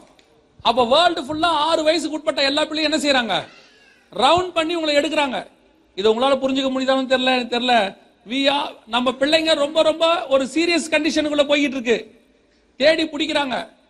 தேடி பிடிச்சி யாரோ ஒருத்தர் கையில ஒப்படைக்கிறதுக்கான வேலையை உலகத்தில் இருக்கிற எல்லா அரசாங்கமும் செய்யுது. நான் இப்பவும் சொல்லுவேன், இதை செய்யறது இந்திய அரசாங்கம், இதை செய்யறது பக்ரைன் அரசாங்கம் கிடையாது. நியூ வேர்ல்ட் ஆர்டர், ஒரு புது உலகத்தை உருவாக்க போகிறார்கள். அவர்கள் செய்கிறதான வேலை அத்தனை பேரையும் கொண்டு போய் வரப்போகிற சர்வாதிகாரிகளை ஒப்படைக்கிறதுக்கான வேலையை செய்து முடிக்க போகிறார்கள். அதுல நம்முடைய பிள்ளைகள் கடைசி தலைமுறை இருப்பதற்கு நிறைய வாய்ப்பு இருக்கிறது. இனி காலம் கண்டிப்பாக செல்லாது. இனி நிர்விசாரமாய் இருந்தால் நஷ்டம் நமக்கு தான். இனி வருகையில போகிறதுக்கான ஆயத்தப்பட வேண்டிய காலகட்டம் வந்து விட்டது. கர்த்தர் சொன்னபடியே இன்னைக்கு உங்க பிள்ளையும் நம்ம எல்லா பிள்ளையும் தான் எடுக்கிறான். நம்மளே தான் வாயால வாக்குமூலம் கொடுக்கிறோம் பிள்ளைய பத்தி. நம்ம ஏதோ டெக்னாலஜி, ஏதோ பாதுகாப்புன்னு நினைக்கிறோம். இல்ல, கொண்டு போய் ஒப்படைக்க போறோம். அப்ப ஆதார் வாங்க கூடாதா? வேற வழி இல்ல, வாங்கணும். ஆனா ஆதாருக்கு அப்புறம் இது ஒண்ணு வரும், இதைத்தான் போடக்கூடாது. சிப்பு தான் உடம்புல என்ன செய்யக்கூடாது? இம்ப்ளான்ட் பண்ணக்கூடாது. உலகத்தில் இருக்கிற ஆசீர்வாதமா சிப்பான்ற ஒரு கேள்வி ஒண்ணு கண்டிப்பாக வரும். சிப் இல்லாம வாழ முடியும், ஆனா எப்படி வாழ முடியாது? இன்னைக்கு இருக்கிற இதே ஃபெசிலிட்டிஸோட கண்டிப்பா வாழ முடியாது. உங்களுக்கு அது கிடைக்காது, இது கிடைக்காதும்பா. அதெல்லாம் வேணுமா, சிப்பு வேணுமா, அந்த இடத்துல கொண்டு வந்து நிறுத்துவாங்க. இதுக்கு நடுவுல எப்படியும் வருகை வந்துவிடும் என்று நாம் விசுவாசிக்கிறோம். அல்லேலூயா. எல்லா கண்ணுக்கு முன்னாடி ரெடி ஆயிருச்சு. உங்க பிள்ளைகளை குறி வச்சு எல்லாம் செய்யறாங்க. இது இல்லாம எதுவும் கிடைக்காதுன்னு பைபிள் சொல்லுது இல்ல, 17ஆம் வசனத்துல. இங்க பாருங்க, ஹூஸ்டன்ல பெர்னாண்டஸ்ங்கிறவரு தன்னுடைய பிள்ளையை கொண்டு போயிட்டு டெக்சாஸ்ல கொண்டு போய் சேர்த்திருக்கிறார். ஸ்கூல்ல சேர்க்க சொல்லும் போது அவங்க வந்து ஐசி போட சொல்லிட்டாங்க, RFID சிப். இவர் சொல்லிட்டாரு, நான் என் பிள்ளைக்கு போட மாட்டேன், நான் புக் ஆஃப் ரெவலேஷன் படிச்சிருக்கிறேன், இல்ல என் பிள்ளைக்கு நான் RFID சிப் போட மாட்டேன்னு சொல்லிட்டாரு. உடனே அவங்க சொல்லிட்டாங்க, அப்படின்னா உங்க பிள்ளை என்ன செய்ய முடியாது, நாங்க சேர்த்துக்க முடியாது, வேற ஸ்கூல் பாத்துங்கன்னு. இவர் கோர்ட்ல போய் கேஸ் போட்டாரு, என்ன கட்டாயப்படுத்துறாங்க, பிள்ளைக்கு ஐசி போடுறாங்கன்னு. அப்ப கோர்ட்டோட தீர்ப்பு என்ன தெரியுமா? இதுல ஜட்ஜ்மெண்ட் என்ன வந்துச்சு தெரியுமா? Texas will not able to represent you or your daughter in this matter. இந்த விஷயத்தில் நாங்கள் உங்களுக்கோ உங்க மகளுக்கோ என்ன செய்ய முடியாது, உதவி செய்ய முடியாது. பள்ளி நிர்வாகம் சொல்லுகிறபடி செய்யுங்கள், இல்ல வேற பள்ளியில சேர்த்துங்கன்ட்டான். ஆனா டெக்சாஸ்ல மட்டுமே 112 ஸ்கூல்ல 1 லட்சம் பிள்ளைகளுக்கு சிப்பு போட போறாங்க. ஆண்டவர் சொன்னபடி இது இல்லாமல் வாங்கவும் விற்கவும் கூடாதபடிக்கு. இப்ப உங்க பிள்ளைக்கு இது இல்லாட்டி என்ன கிடைக்காது? எஜுகேஷன் அப்படின்னு ஒண்ணு கிடைக்கவே கிடைக்காது. இப்ப உங்க பிள்ளையோட எதிர்காலம் எந்த கையில் இருக்கு? நம்ம பிள்ளை நல்லா இருக்குன்னா என்ன வேணும்? எஜுகேஷன் வேணும். அப்ப ஏசுநாதரு இந்த கேள்வி கேட்டதுக்கு அதான் காரணமே. இன்னைக்கு நம்ம மைண்ட்ல எஜுகேஷன் விக்கிரகமா மாறிக்கிட்டு இருக்கு. படிப்பு எப்படி மாறிக்கிட்டு இருக்கு? விக்கிரகமா இருக்கு. அது என்னங்க விக்கிரகமா மாறுது? விக்கிரகம்னா என்ன தெரியுமா? சிலை மட்டும் கிடையாது. தேவன் இருக்கிற இடத்துக்கு வேற எது வந்தாலும் அது விக்கிரக வழிபாடு. தேவன் இருக்கிற இடத்துக்கு நீங்க எது வந்தாலும், படிப்போ பணமோ அந்தஸ்தோ பொருளாசையோ எது வந்தாலும் அது என்னது? விக்கிரக வழிபாடு. இன்னைக்கு நாம படிப்ப தேவனுக்கு முந்தின ஸ்டேஜ் கொண்டாந்துட்டோம். இயேசுவை 2வது இடத்துக்கு கொண்டாந்துட்டோம். இன்னைக்கு பிள்ளைகளுக்கு படிப்புங்கிறது எப்படி ஆயிருச்சு? ஒரு காலத்துல கனவா இருந்துச்சு, அதுக்கப்புறம் ஆசையா இருந்துச்சு, அப்புறம் மஸ்ட் ஆச்சு, இப்ப வெறி ஆயிருச்சு. இல்ல, என் பிள்ளை வந்து ஆகணும், படிச்சே ஆகணும். நான் சொல்றேன், படிப்பு தப்பு இல்ல, அது 2வது இடத்துல எப்பவுமே பாத்துக்கணும். முதல் இடத்துல தேவன் தான் இருக்கணும் உங்க பிள்ளைக்கு. ஏன்னா படிச்சு முன்னேறாதவன் எத்தனையோ பேர் இருக்கிறான். ஆனா இயேசுவை ஏற்றுக்கொண்டு முன்னேறாதவன் ஒருத்தன் கிடையவே கிடையாது. எவனையும் பிரகாசிக்கிற மெய்யான ஒளி அவர்தான். படிக்க, திருப்பி சொல்றேன், படிக்க கூடாதுன்னு சொல்லல, படிப்பு 2வது இடத்துக்கு இருக்கணும், கர்த்தர் முதல் இடத்துல இருக்கணும். இன்னைக்கு நம்ம எந்த அளவுக்கு போயிட்டோம்? ஒரு ஸ்பெஷல் ப்ரோக்ராம், ஸ்பெஷல் மீட்டிங், நம்ம சண்டே சர்வீஸோ வெள்ளிக்கிழமை சர்வீஸோ வச்சா, அன்னைக்கு ஒரு டியூஷன் இருந்தா டியூஷனுக்கு அனுப்பிட்டு பிள்ளைய சர்ச்சுக்கு கொண்டு வர மாட்டோம். அப்ப நம்ம என்ன ஆப்ஷன் கொடுக்கிறோம்? சர்ச்சா எஜுகேஷனா எதுக்கு தான் கொடுக்கிறோம்? டியூஷனுக்கு கொடுக்கிறோம். கேட்டா என்ன சொல்றோம்? டியூஷன் போனா இன்னைக்கு பாடம் போயிடும், சர்ச்சு போனா உன் பிள்ளைக்கு ஆத்மாவே போயிருமே. ஒருவேளை ஒரு சப்ஜெக்ட்ல ஃபெயில் ஆனா அடுத்த வருஷம் பாஸ் ஆயிரலாம். ஆனா வருகையில ஃபெயில் ஆனா முடிஞ்சிச்சு. உங்க பிள்ளைகளுக்கு எது தேவை? First preference. இன்னைக்கு நீங்க நல்ல சாப்பாடு கொடுக்குறீங்க, நல்ல Dress கொடுக்குறீங்க, நல்ல ஸ்கூல் கொடுக்குறீங்க, என்ன ஸ்பிரிச்சுவல் ஆக்டிவிட்டிஸ் கொடுக்குறீங்க? வீடியோ கேம்ஸ் பார்த்து விளையாடுற உன் பிள்ளை என்னைக்காவது பைபிளை விரும்பி இருக்கா? அப்ப உங்க பிள்ளையோட ஸ்பிரிச்சுவல் வாழ்க்கையை வீடியோ கேம் சாப்பிட்டுருச்சு. இன்னைக்கு பெற்றோர் அப்படித்தான் இருக்கிறீங்க. நான் சொல்லுவேன், பிள்ளைகள் மேல குறையே கிடையாது, திருந்த வேண்டியது பெற்றோர். பெற்றோர் என்ன செய்றீங்க? இன்னைக்கு நான் தான் கஷ்டப்பட்டேன், என் பிள்ளைகள் நல்லா இருக்கட்டும் அப்படின்னு சொல்லி உன் பிள்ளைகளுக்கு செய்யக்கூடாததை செய்றீங்க. நான் இப்ப சொல்றேன், நம்ம பட்ட கஷ்டத்தை நம்ம பிள்ளைகள் பட வேண்டாம், அவசியமே கிடையாது. கர்த்தர் அவங்களுக்கு நல்ல பெற்றோர் கொடுத்திருக்கிறார். ஆனா நீங்க பட்ட கஷ்டம் என்னன்னு உங்க பிள்ளைகளுக்கு தெரியணும். ஏன்னா ஆண்டவர் சொல்றாரு, எகிப்திலே நான் உன்னை விடுதலையாக்கினதை உன் ஒரு புத்தகத்தில் எழுதி உன் பிள்ளைகள் காதுபட வாசி. அவன் திருப்பி எகிப்துக்கு போகணுன்ற அவசியம் இல்ல, ஆனா நீ பட்ட கஷ்டம் அவனுக்கு தெரியும். அப்பதான் உன் தேவனை அவன் மகிமைப்படுத்துவான். எங்க அப்பா ஆண்டவர் எங்க இருந்து கொண்டு வந்தாருன்னு அவனுக்கு தெரியணும். எங்க அப்பா எப்படி இந்த வெயில்ல வேலை செய்யறாருன்னு அவனுக்கு தெரியணும். இந்த பக்ரைன் தேசத்துல எவ்வளவு கஷ்டப்படுறீங்க, நீங்க எல்லாம் சும்மாவா சம்பாதிக்கிறீங்க? கஷ்டப்பட்டு தானே சம்பாதிக்கிறீங்க, ஏதோ ஒரு உழைக்கிறீங்க தானே. ஆனா உங்க பிள்ளைகளுக்கு அது தெரியுமா? இயேசு கொண்டு வந்து என்னை ஆசீர்வதித்து இங்க எனக்கு இது ஆசீர்வதிச்சிருக்கிறான்னு உன் பிள்ளைகிட்ட டெய்லி சொல்லணும். ஸ்கூலுக்கு அனுப்புறதுல இருக்கிற இன்ட்ரெஸ்ட், டியூஷனுக்கு அனுப்புறது இருக்கிற இன்ட்ரெஸ்ட், ஒவ்வொரு சப்ஜெக்ட்டுக்கு தனித்தனி டியூஷன், எக்ஸ்ட்ரா கரிக்குலர் ஆக்டிவிட்டிஸ், இதுல இருக்கிற இன்ட்ரெஸ்ட் ஏன் ஸ்பிரிச்சுவல்ல இல்ல உங்களுக்கு? உங்க பிள்ளைய 10 லாங்குவேஜ் படிக்கட்டும், உலகத்தில் இருக்கிற மொத்த புக்கை கரைச்சு குடிக்கட்டும், பரலோகத்துக்கு போக முடியாது.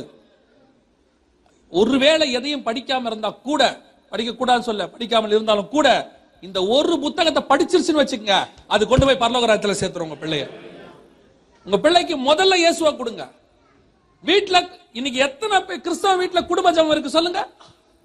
குடும்பமா உட்காந்து டிவி பாக்குறீங்க, குடும்பமா உட்காந்து அரட்டை அடிக்கிறீங்க, குடும்பமா ஹோட்டலுக்கு போறீங்க, ரெஸ்டாரண்ட்ஸ் போறீங்க, குடும்பமா ஃபங்க்ஷன்ஸுக்கு போறீங்க.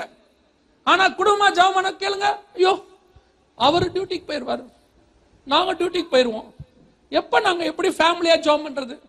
அப்புறம் எப்படி ரெஸ்டாரண்ட்டுக்கு மட்டும் ஃபேமிலியா போக முடியுது? எவனாவது சாப்பாடு போறேன்னு கூப்பிட்டா குடும்பமே கார் ஏறி போக தெரியுது இல்ல? உங்களை சொல்லல, நீங்க தங்கம். அதை மட்டும் சாப்பிடறதுக்கு ஃபேமிலியா போக தெரியுது இல்ல? ஏன் தேவ சமூகத்துக்கு மட்டும் குடும்பமா போக தெரியல? ஒரு அரை மணி நேரம் கூட தேவனுக்கு உங்க குடும்பமா நீங்க டைம் ஒதுக்கலன்னா எதுக்கு ஆண்டவர் உங்களுக்கு 24 மணி நேரமும் பரலோகத்தை கொடுக்கணும் சொல்லுங்க? நம்ம என்ன அவ்வளவு பெரிய நீதிமான்களா? நம்ம என்ன அவ்வளவு ஆபிரகாம் மாதிரி, ஈசாக்கு மாதிரியா? கொஞ்சம் யோசிச்சு பாருங்க. உங்க பிள்ளைகளுக்கு நீங்க தாங்க ரோல் மாடல். உங்க பிள்ளைகள் உங்ககிட்ட தானே ஸ்பிரிச்சுவாலிட்டி கத்துக்க முடியும். 6 நாள் அவன் ஸ்கூல்ல கத்துக்கிறான் பாடத்தை, அந்த 6 நாளும் ஸ்பிரிச்சுவல் அவன் உங்ககிட்ட தான் கத்துக்கணும். நீங்க தான் நடமாடுகிற நிருபம், நீங்க தான் காஸ்பல். நீங்க எப்படி இருக்கிறீங்க? அவன் சுட்டி டிவி பார்த்தா இது ரிமோட்டை வாங்கி 2020 பாக்குறீங்க. எப்படி உருப்பிடுவா சொல்லுங்க? நீங்க சர்ச்சில் நீங்க என்ன நினைக்கிறீங்க? சர்ச்சை எப்படிப்பட்ட இடமா நினைக்கிறீங்க? சர்ச்சுங்கிறது ஏதோ உங்களுக்கு ஆசீர்வாதம் கொடுக்கிற குடவுனா, உங்களை திருத்துற இடம், உங்க குடும்பத்துக்கு ஆசீர்வாதம் கொடுக்கிற இடம். உட்கார்ந்து குடும்பமா ஜெபம் பண்ண கத்துக்குங்க முதல்ல. அதே மாதிரி பிள்ளைய ஸ்கூலுக்கு அனுப்பும் போது காலை 5 மணிக்கு எந்திச்சு அனுப்புறீங்க, ரொம்ப கஷ்டம் தான், இல்லைன்னா சொல்லல. அவ்வளோ கஷ்டப்பட்டு கணவன் மனைவிமா ஏந்திரிச்சு சாப்பாடை கட்டி பேக்ல போட்டு எல்லாம் பண்ணி அந்த பிள்ளையும் பாவம் தூக்கத்துல அரை தூக்கத்துல ஓடுது. ஒரு 5 நிமிஷம் ஜெபம் பண்ணீங்களா? யாராவது வேன்ல ஏத்தமா ஜெபம் பண்ணீங்களா? ஓடு ஓடு நாயே பேய வந்துச்சு பாரு, வேன் வந்து நிக்குது, இன்னும் தூங்குறிய எருமாடு, என்னென்ன வார்த்தை சொல்லி எழுப்பி ஓட்டுறீங்க. ஓகே சொத்துறோம், அது உங்க இஷ்டம், என்ன வேணா செய்யுங்க. சிலர் அன்பாவும் கொண்டு போய் ஏத்துறீங்க, டார்லிங் வா வந்துருச்சு வண்டி வந்துருச்சுன்னு நீங்க போய் ஏத்துறீங்க, நல்லது, உங்களை இல்லைன்னு சொல்லல. ஒரு 5 நிமிஷம் ஜெபம் பண்ணிருக்கீங்களா? என்னைக்காவது நிக்க வச்சு? உங்க பிள்ளைய நீங்க ஸ்கூலுக்குள்ள மட்டும் அனுப்பல, உலகத்துக்குள்ளயும் அனுப்புறீங்க. உங்க பிள்ளைய அங்க போகும்போதுதான் உலகத்தை கத்துக்கும். கூட படிக்கிற பிள்ளை பேசுற கெட்ட வார்த்தை அங்கதான் வரும், அங்க பேசுற சினிமா கதையும் அங்கதான் வரும். அதெல்லாம் நம்ம பிள்ளைய தொடக்கூடாதுன்னா முதல்ல கர்த்தருடைய கிருபை, 2வது உங்க ஜெபம்.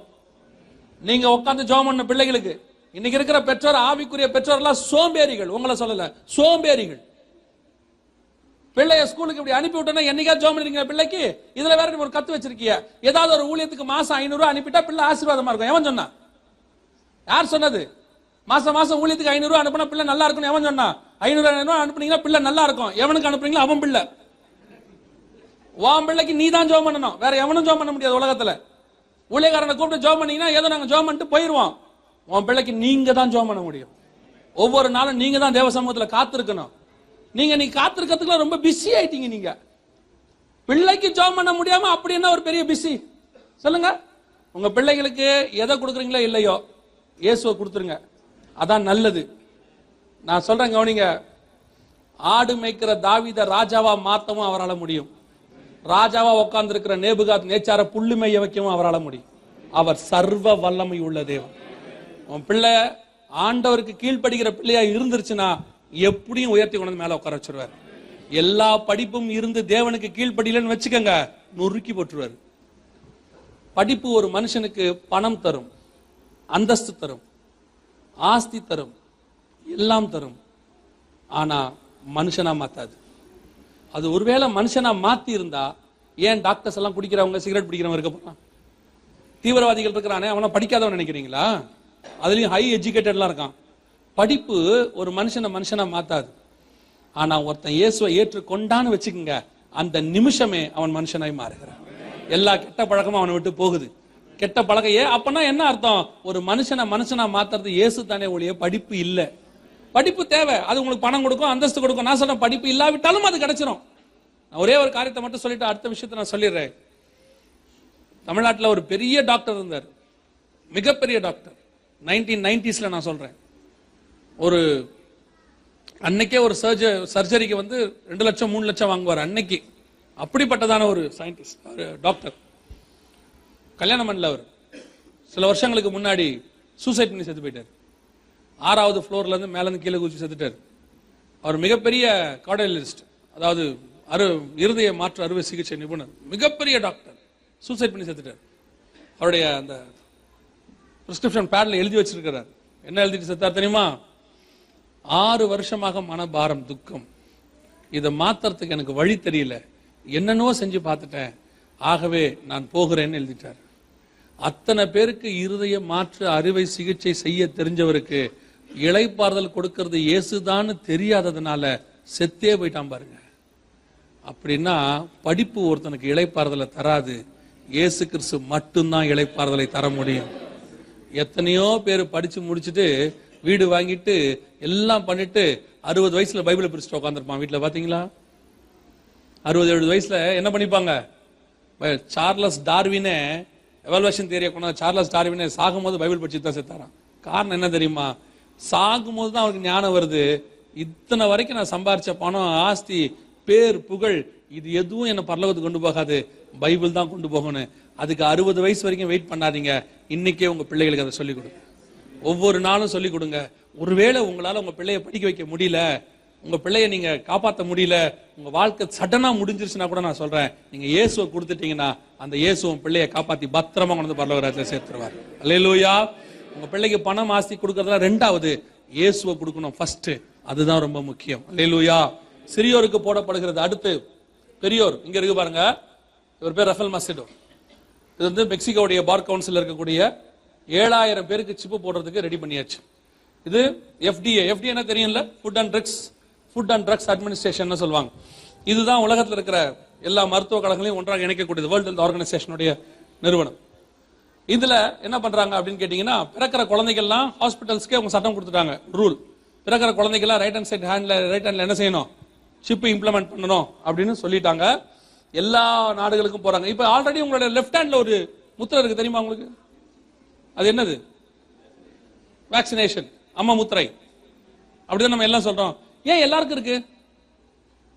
ஏன் வேர்ல்டு ஃபுல்லா இருக்கு? அத்தனை பேருக்கு இருக்கு, அமெரிக்காரனுக்கு இருக்கு, நமக்கு இருக்கு, உலகம் ஃபுல்லாவா அம்மா வந்துச்சு? இதுக்கு பின்னாடி வேற ஒண்ணு இருக்கு, இப்ப சொல்றதுக்கு நேரம் இல்ல. ஒரு 100 வருஷத்துக்கு முன்னாடி, 70-80 வருஷத்துக்கு முன்னாடி உலகத்துல பிறக்கிற எல்லாருக்கும் லெஃப்ட் ஹேண்ட்ல மார்க் போட்டாங்க, ஒரு டிஃபரன்சியேஷன் உண்டாக்குறதுக்கு. அதுக்கப்புறம் BCG இன்ஜெக்ஷனா மாத்திக்கிட்டாங்க அதை. அந்த லெஃப்ட் ஹேண்ட் முத்திரை நீங்க பாத்தீங்களா? இதுக்கப்புறம் போட்ட எல்லா இன்ஜெக்ஷனும் தழும்பே அவ்வளவு பாருங்க உடம்புல. இந்த ஒரு இன்ஜெக்ஷன் மட்டும் ஏன் தழும்பாகுது? இது ஒரு வகையான ஐடென்டி கார்டு, ஐடென்டிபிகேஷன். அரசாங்கத்தின் கணக்குல வந்துட்டீங்கன்றதுக்கு இது ஒரு வகையான கணக்கு. இப்போ கொஞ்சம் கொஞ்சமா பல நாடுகள்ல லெஃப்ட் ஹேண்ட்ல போறதை நிறுத்திட்டே வராங்க. இப்போ ரைட் ஹேண்ட்ல போட ஆரம்பிக்க போறாங்க. அதனால தான் லெஃப்ட் ஹேண்ட்ல போறது என்ன செய்யறாங்க? நிறுத்துறாங்க. FDA மூலமா தான் அது நடக்குது. அடுத்து பென்டகன், அமெரிக்க ராணுவ தளவாடத்தில் இருக்கக்கூடியதான ராணுவ வீரர்கள் மேக்சிமம் சோல்ஜர்ஸ்க்கு போட்டாச்சு. நிறைய சோல்ஜர்ஸ் இதை வந்து வரவேற்கிறாங்க, போட தொடங்கியாச்சு. இப்ப மிக முக்கியமான இன்ஃபர்மேஷனை பார்க்க போறோம். நல்லா கவனிங்க, மிக முக்கியமான இன்ஃபர்மேஷன். அபிஷியலாக பயோசிப்பை ஒரு அரசாங்கம் மக்களுக்கு போட சொல்லி உத்தரவு போட்டுச்சு. ஸ்வீடன்ல ஸ்டாக்ஹோம் அப்படிங்கிற பகுதியில அந்த ஒரு மாவட்டத்தில் மட்டும், இங்க பாருங்க, கை வச்சோன்னு டோர் திறக்குது பாருங்க, அவ்வளவுதான், ஐசிலாம் தேவையில்ல, கை வச்சோன்னு போகும். இது ஸ்டாக்ஹோம் அப்படிங்கிற பகுதியில் போட சொல்லி இப்போ உத்தரவு போட்டிருக்கிறாங்க. அங்க பாருங்க.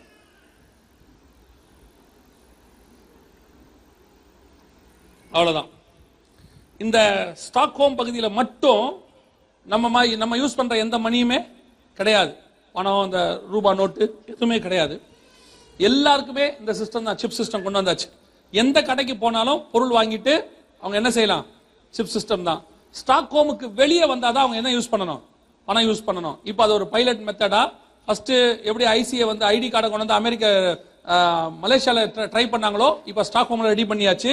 இப்போ வலது கையிலையும் நெத்திலையும் முத்திர போடுற சிஸ்டம் உலகத்துல ஆரம்பித்து விட்டது. வெளிப்படுத்தல் 13-16 உலகத்துல என்ன செஞ்சிருச்சு? ஒரு மூலையில் தொடங்கப்பட்டு விட்டது. அதை பைலட் மெத்தடாக சில ஆயிரம் மக்களுக்கு போட்டு செக் பண்ண தொடங்கிட்டாங்க. கிட்டத்தட்ட ஒரு வருஷமா இது நடைபெற தொடங்கி விட்டது. போட்டுக்கிட்டே இருக்கிறாங்க. இங்க பாருங்க, ட்ரெயின்ல போகும்போதெல்லாம் இப்படிதான், காசெல்லாம் கிடையாது. ஜஸ்ட் கை காட்டினா அவரே மொபைல் வச்சு செக் பண்ணி சிப்பை செக் பண்ணி அவங்களே கொடுத்துருவாங்க. ஸ்வீடிஷ் ட்ரெயின்ல இப்போ வந்திருக்கு new technology to replace tickets. இங்க இருப்பாரு, செக் பண்ணது பாருங்க, ஸ்கேன் பண்ணது, அவ்வளவுதான். அதுவே பணம் எடுத்துக்கிச்சு, முடிஞ்சிருச்சு. நல்லா கவனிங்க. கர்த்தர் சொன்ன வெளிப்படுத்தல் 13-16 மிக முக்கியமான காலகட்டத்துக்குள் உலகம் போய் கொண்டிருக்கிறது. we are entering into the biometric world. இப்ப நம்ம டிஜிட்டல் வேர்ல்டுன்னு அடுத்து எதுக்குள்ள போறோம்? Biometric world. இனி காலம் கண்டிப்பாக செல்லாது. கர்த்தருக்கு சித்தமானால் நம்முடைய தலைமுறை முழுக்க முழுக்க பயோமெட்ரிக் தலைமுறையாக மாற வாய்ப்பு இருக்கிறது. ஒருவேளை நம்முடைய பிள்ளைகள் தலைமுறை அந்த தலைமுறையா தான் இருக்கும். வேற இருக்க வாய்ப்பே இல்ல. கர்த்தர் சொன்னபடி எல்லாம் நடந்துருச்சு. சரி, இந்த அளவுக்கு இருக்குது. இந்தியா எந்த அளவுக்கு இருக்கு அதை மாத்திரம் பார்த்துட்டு நம்ம கடைசி கேள்விக்கு பதில் பார்த்துட்டு முடிக்க போறோம். மிக முக்கியமாக இது இந்தியால வந்தது. இங்க பாருங்க, இந்தியா பேப்பர்ல வந்த நியூஸ். இதுல என்ன சொல்றாங்க? அரசு கொடுக்கிற ஆதார் அட்டை, அதை கொண்டு உங்களை கண்காணிக்கவும் செய்யலாம், உங்களை ட்ராக் பண்ணலாம், எல்லாம் செய்யலாம். ஆனால் இந்த அட்டை சிஸ்டம் ஒரு நாள் போயிடும். இது வந்து புதிய தலைமுறை பத்திரிகையில வந்தது, கிறிஸ்டியன் பத்திரிகை கிடையாது. டெக்னாலஜி, தொழில்நுட்பம், டெக்னாலஜி பகுதியில் கொடுத்துருக்காங்க. இந்த சிஸ்டம் ஒரு நாள் போயிடும், அதுக்கு பதிலாக வேற ஒரு சிஸ்டம் வரப்போகுதுன்னு சொல்லி இந்த சிப் சிஸ்டத்தை சொல்லியிருக்காங்க. அதுல எஸ்பெஷலா என்ன சொல்லியிருக்காங்கன்னா, இந்த சிப்பை எங்கெங்கெல்லாம் போடுவாங்கன்னு சொல்லியிருக்காங்க பாருங்க. அரிசி அளவு உள்ள இந்த சிப்பை கைகளில் அல்லது நெற்றியில் பொருத்தி கொண்டால் வாழ்நாள் முழுவதும் அதை வெளியே எடுக்க எந்த 2 இடம்? கைகளில் அல்லது நெற்றியில். எந்த 2 இடத்தை 2000 வருஷத்துக்கு முன்னாடி நம்முடைய ஆண்டவர் வெளிப்படுத்தல் 13-16 சொன்னாரோ அதே 2 இடத்தை புதிய தலைமுறை 2010 சொல்லி இருக்கு. இனி கண்டிப்பாக காலம் செல்லாது. உங்க வலது கைக்கும் நெத்திக்கும் முத்திரை தயாராயிருச்சு. இது உலக டெக்னாலஜி, உலக புத்தகங்கள் எல்லாரும் சொல்ல தொடங்கிட்டாங்க. ஒரு நாட்டில் இம்ப்ளிமெண்ட்டும் பண்ணியாச்சு. அரசாங்க ரீதியாக போட தொடங்கிட்டாங்க. பல நாடுகளில் பிள்ளைகளை கணக்கெடுப்பு செய்ய தொடங்கிட்டாங்க. கடைசி தலைமுறைக்குள்ளே நாம் கடந்து வந்திருக்கிறோம். சரி, இந்த சிப்பு ஐசிக்கு பதிலாக தான் போட போறாங்க. ஐசியை வாங்கி வச்சிருக்கிறோம், ஏன் சிப்பு போடக்கூடாதா அப்படின்னா 2 ரீசன் சொல்லிட்டு முடிச்சிடறேன். ஒன்று, இது ஆண்டவர் போடக்கூடாது என்று சொல்லி இருக்கிறார், ஆகவே போடக்கூடாது. இதுக்கு டெக்னாலஜி காரணம்லாம் இருக்கு, அதுக்கு சொல்ல முடியும். ஃபர்ஸ்ட் உங்க மைண்ட்ல ஏற வேண்டியது, இது கர்த்தர் போடக்கூடாதுன்னு சொல்லி இருக்கிறாரு, அதனால என்ன செய்யக்கூடாது? போடக்கூடாது. ஆண்டவர் பழம் சாப்பிடாதன்னா சாப்பிடக்கூடாது, அவ்வளவுதான். சாப்பிட்டா சாவ மாட்டேன்னு ஒருத்தன் வந்து சொல்லுவான். அந்த சிப்பெல்லாம் ஒண்ணு இல்லைங்க, இதெல்லாம் ஒண்ணு இல்ல, சும்மா போடுங்கன்னு ஒருத்தன் சொல்லுவான். போட்டா ஒன்னும் ஆவாதும்பா. போட்டீங்கன்னா ஒரு நாள் மரணம் வரும் கண்டிப்பாக. நமக்கு ஆண்டவர் போடக்கூடாது, போடக்கூடாது. சரி, உலக பிரகாரமாக இந்த சிப்பு போட்டா என்ன ஆகும் ஆண்டவர் சொல்றாரு. வாசிங்க, 2 வசனம் வாசிங்க, முடிக்கலாம். வெளிப்படுத்தின விசேஷம் 16ஆம் அதிகாரம். வெளிப்படுத்தின விசேஷம் 16ஆம் அதிகாரம் 2வது வசனம் வாசிங்க.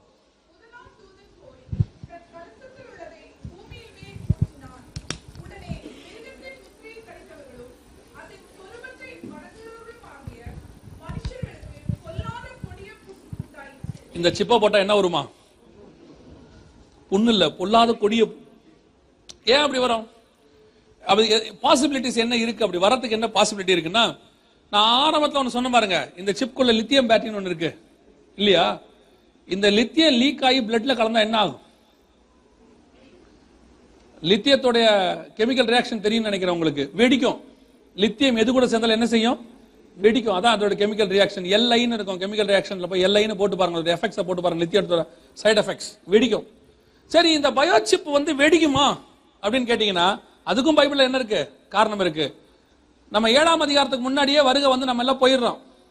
8ஆம் அதிகாரத்துல பாத்தீங்கன்னா மிக பெரியதான குளோபல் வார்மிங் வருது. 8:7 முதலாம் தூதன் எக்காலம் ஊதினான், அக்னி கலந்த கல்மழையும் ரத்தமும் உண்டாகி பூமியிலே கொட்டப்பட்டது. அக்னி மழை.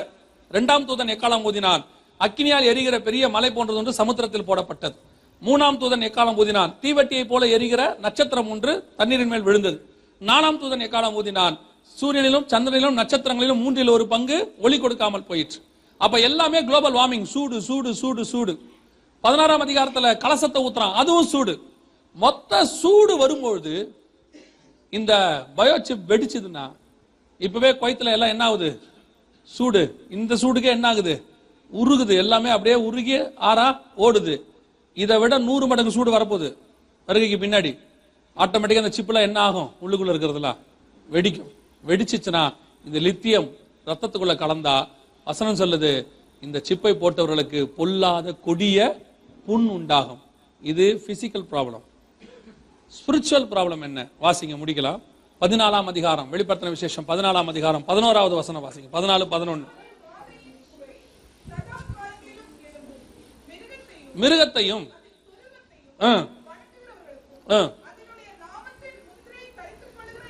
நாமத்தின் முத்திரையை தரித்துக் கொள்ளுகிற எவனுக்கும் இரவும் பகலும் ஆத்மா நரகத்துக்கு போயிருமா. முதல்ல போட்டா பிசிக்கல் ப்ராப்ளம், 2வது ஸ்பிரிச்சுவல் ப்ராப்ளம். ஏன் ஆத்மா நரகத்துக்கு போகுது? பைபிள்ல 2 முத்திரை தாங்க. பைபிள்ல 2 முத்திரை. எபேசியர் 4:30 பரிசுத்த ஆவியாகிய முத்திரை. வெளிப்படுத்தல் 13:17 மிருகத்தின் முத்திரை. பரிசுத்த ஆவியானவர் பரலோகத்திலிருந்து வருகிறவர், உன்னதத்திலிருந்து வரும் பலன். அதனால அவர் இருக்கிற இடத்துக்கு நம்மளை கூட்டிட்டு போயிடுறாரு. மிருகம் பாதாளத்திலிருந்து ஏறி வருகிற மிருகம். வெளிப்பாடு 17:8. அந்த முத்திரை போட்டவனை அவன் இருக்கிற இடத்துக்கு அவன் கூட்டிட்டு போயிடறான். அவ்வளவுதான் விஷயம். பரிசுத்தாவி முத்திரை இருந்தா அவர் இருக்கிற இடத்துக்கு நம்மளை கூட்டிட்டு போயிடுவாரு. மிருகத்தின் முத்திரை இருந்தா அவன் இருக்கிற இடத்துக்கு நம்மளை கூட்டிட்டு போயிடுவான். அதனாலதான் இந்த சிப்பை போடக்கூடாதுன்னு கர்த்தர் சொல்லியிருக்காரு. இது உள்ள ஆன்டி கிரைஸ்டோடைய மிருகத்தின் முத்திரை ஒண்ணு இருக்கும். ஆன்டி கிரைஸ்ட் கவர்மெண்டோடைய ஒரு முத்திரை இருக்கும். அதோட கூட அருவருப்பான சில காரியங்களையும் இம்ப்ளிமெண்ட் பண்ணியிருப்பாங்க. ஒவ்வொரு பேரு இந்த மாதிரிலாம் இருக்கும். அது அப்ப இருக்கிறவங்களுக்கு தான் தெரியும், எங்களுக்கு தெரியாது. இருக்கிறவங்க இருந்து பாருங்க. ஆக்சுவலா அதான் நடக்க போகுது. ஆகவே இதுல இருந்து தப்பிக்கிறதுக்கு நமக்கு ஒரே வழி, நோ அதர் வே, இயேசு கிறிஸ்துவின் வருகை மட்டுமே.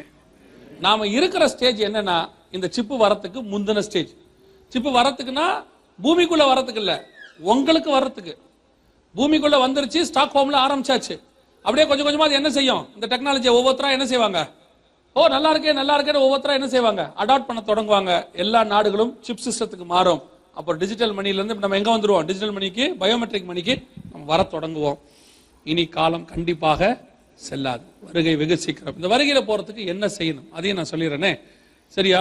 7 காரியங்கள் செய்யணும். கொஞ்சம் வேகமா நான் சொல்றேன். வருகையில போறதுக்கு என்ன செய்யணும்னு எழுதி கொள்ளுங்க, இல்லாட்டி பரவாயில்ல. முதலாவது, இயேசு கிறிஸ்துவின் ரத்தத்தினாலே பாவ மன்னிப்பின் நிச்சயத்தை பெற்றிருக்கணும். இயேசு என் பாவத்தை மன்னிச்சாருங்கிற நிச்சயம் இருக்கணும். அந்த நிச்சயம் வந்துச்சுன்னா அவங்க இருதயத்துக்குள்ள ஒரு சந்தோஷம் வரும். ரட்சிப்பின் சந்தோஷம் பேர், அதுக்கு பேரு. அதான் அவர் சொல்றாரு தாவீது 51ஆம் சங்கீதத்துல, ரட்சணிய சந்தோஷத்தை, ஒரு சந்தோஷம் ஒன்று வரும் ரட்சிக்கப்பட்ட உடனே, உங்க பாவம் மன்னிக்கப்பட்ட உடனே. 2வது, பிதா குமாரன் பரிசுத்தாவின் நாமத்தினாலே தண்ணீர்ல மூழ்கி ஞானஸ்தானம் எடுக்கும். இந்த ஞானஸ்தானம் எப்ப எடுக்கணும்? சிலர்லாம் குழந்தையிலே எடுத்துருவாங்க. குழந்தையில எடுக்கிற ஞானஸ்தானமே கிடையாது, அப்படி ஒரு பைபிள் சொல்லவே இல்லை. ஞானஸ்தானம் எப்ப எடுக்கணும்? ஞானம் வந்த பிறகு எடுக்கிற ஸ்நானம் தான் என்னது?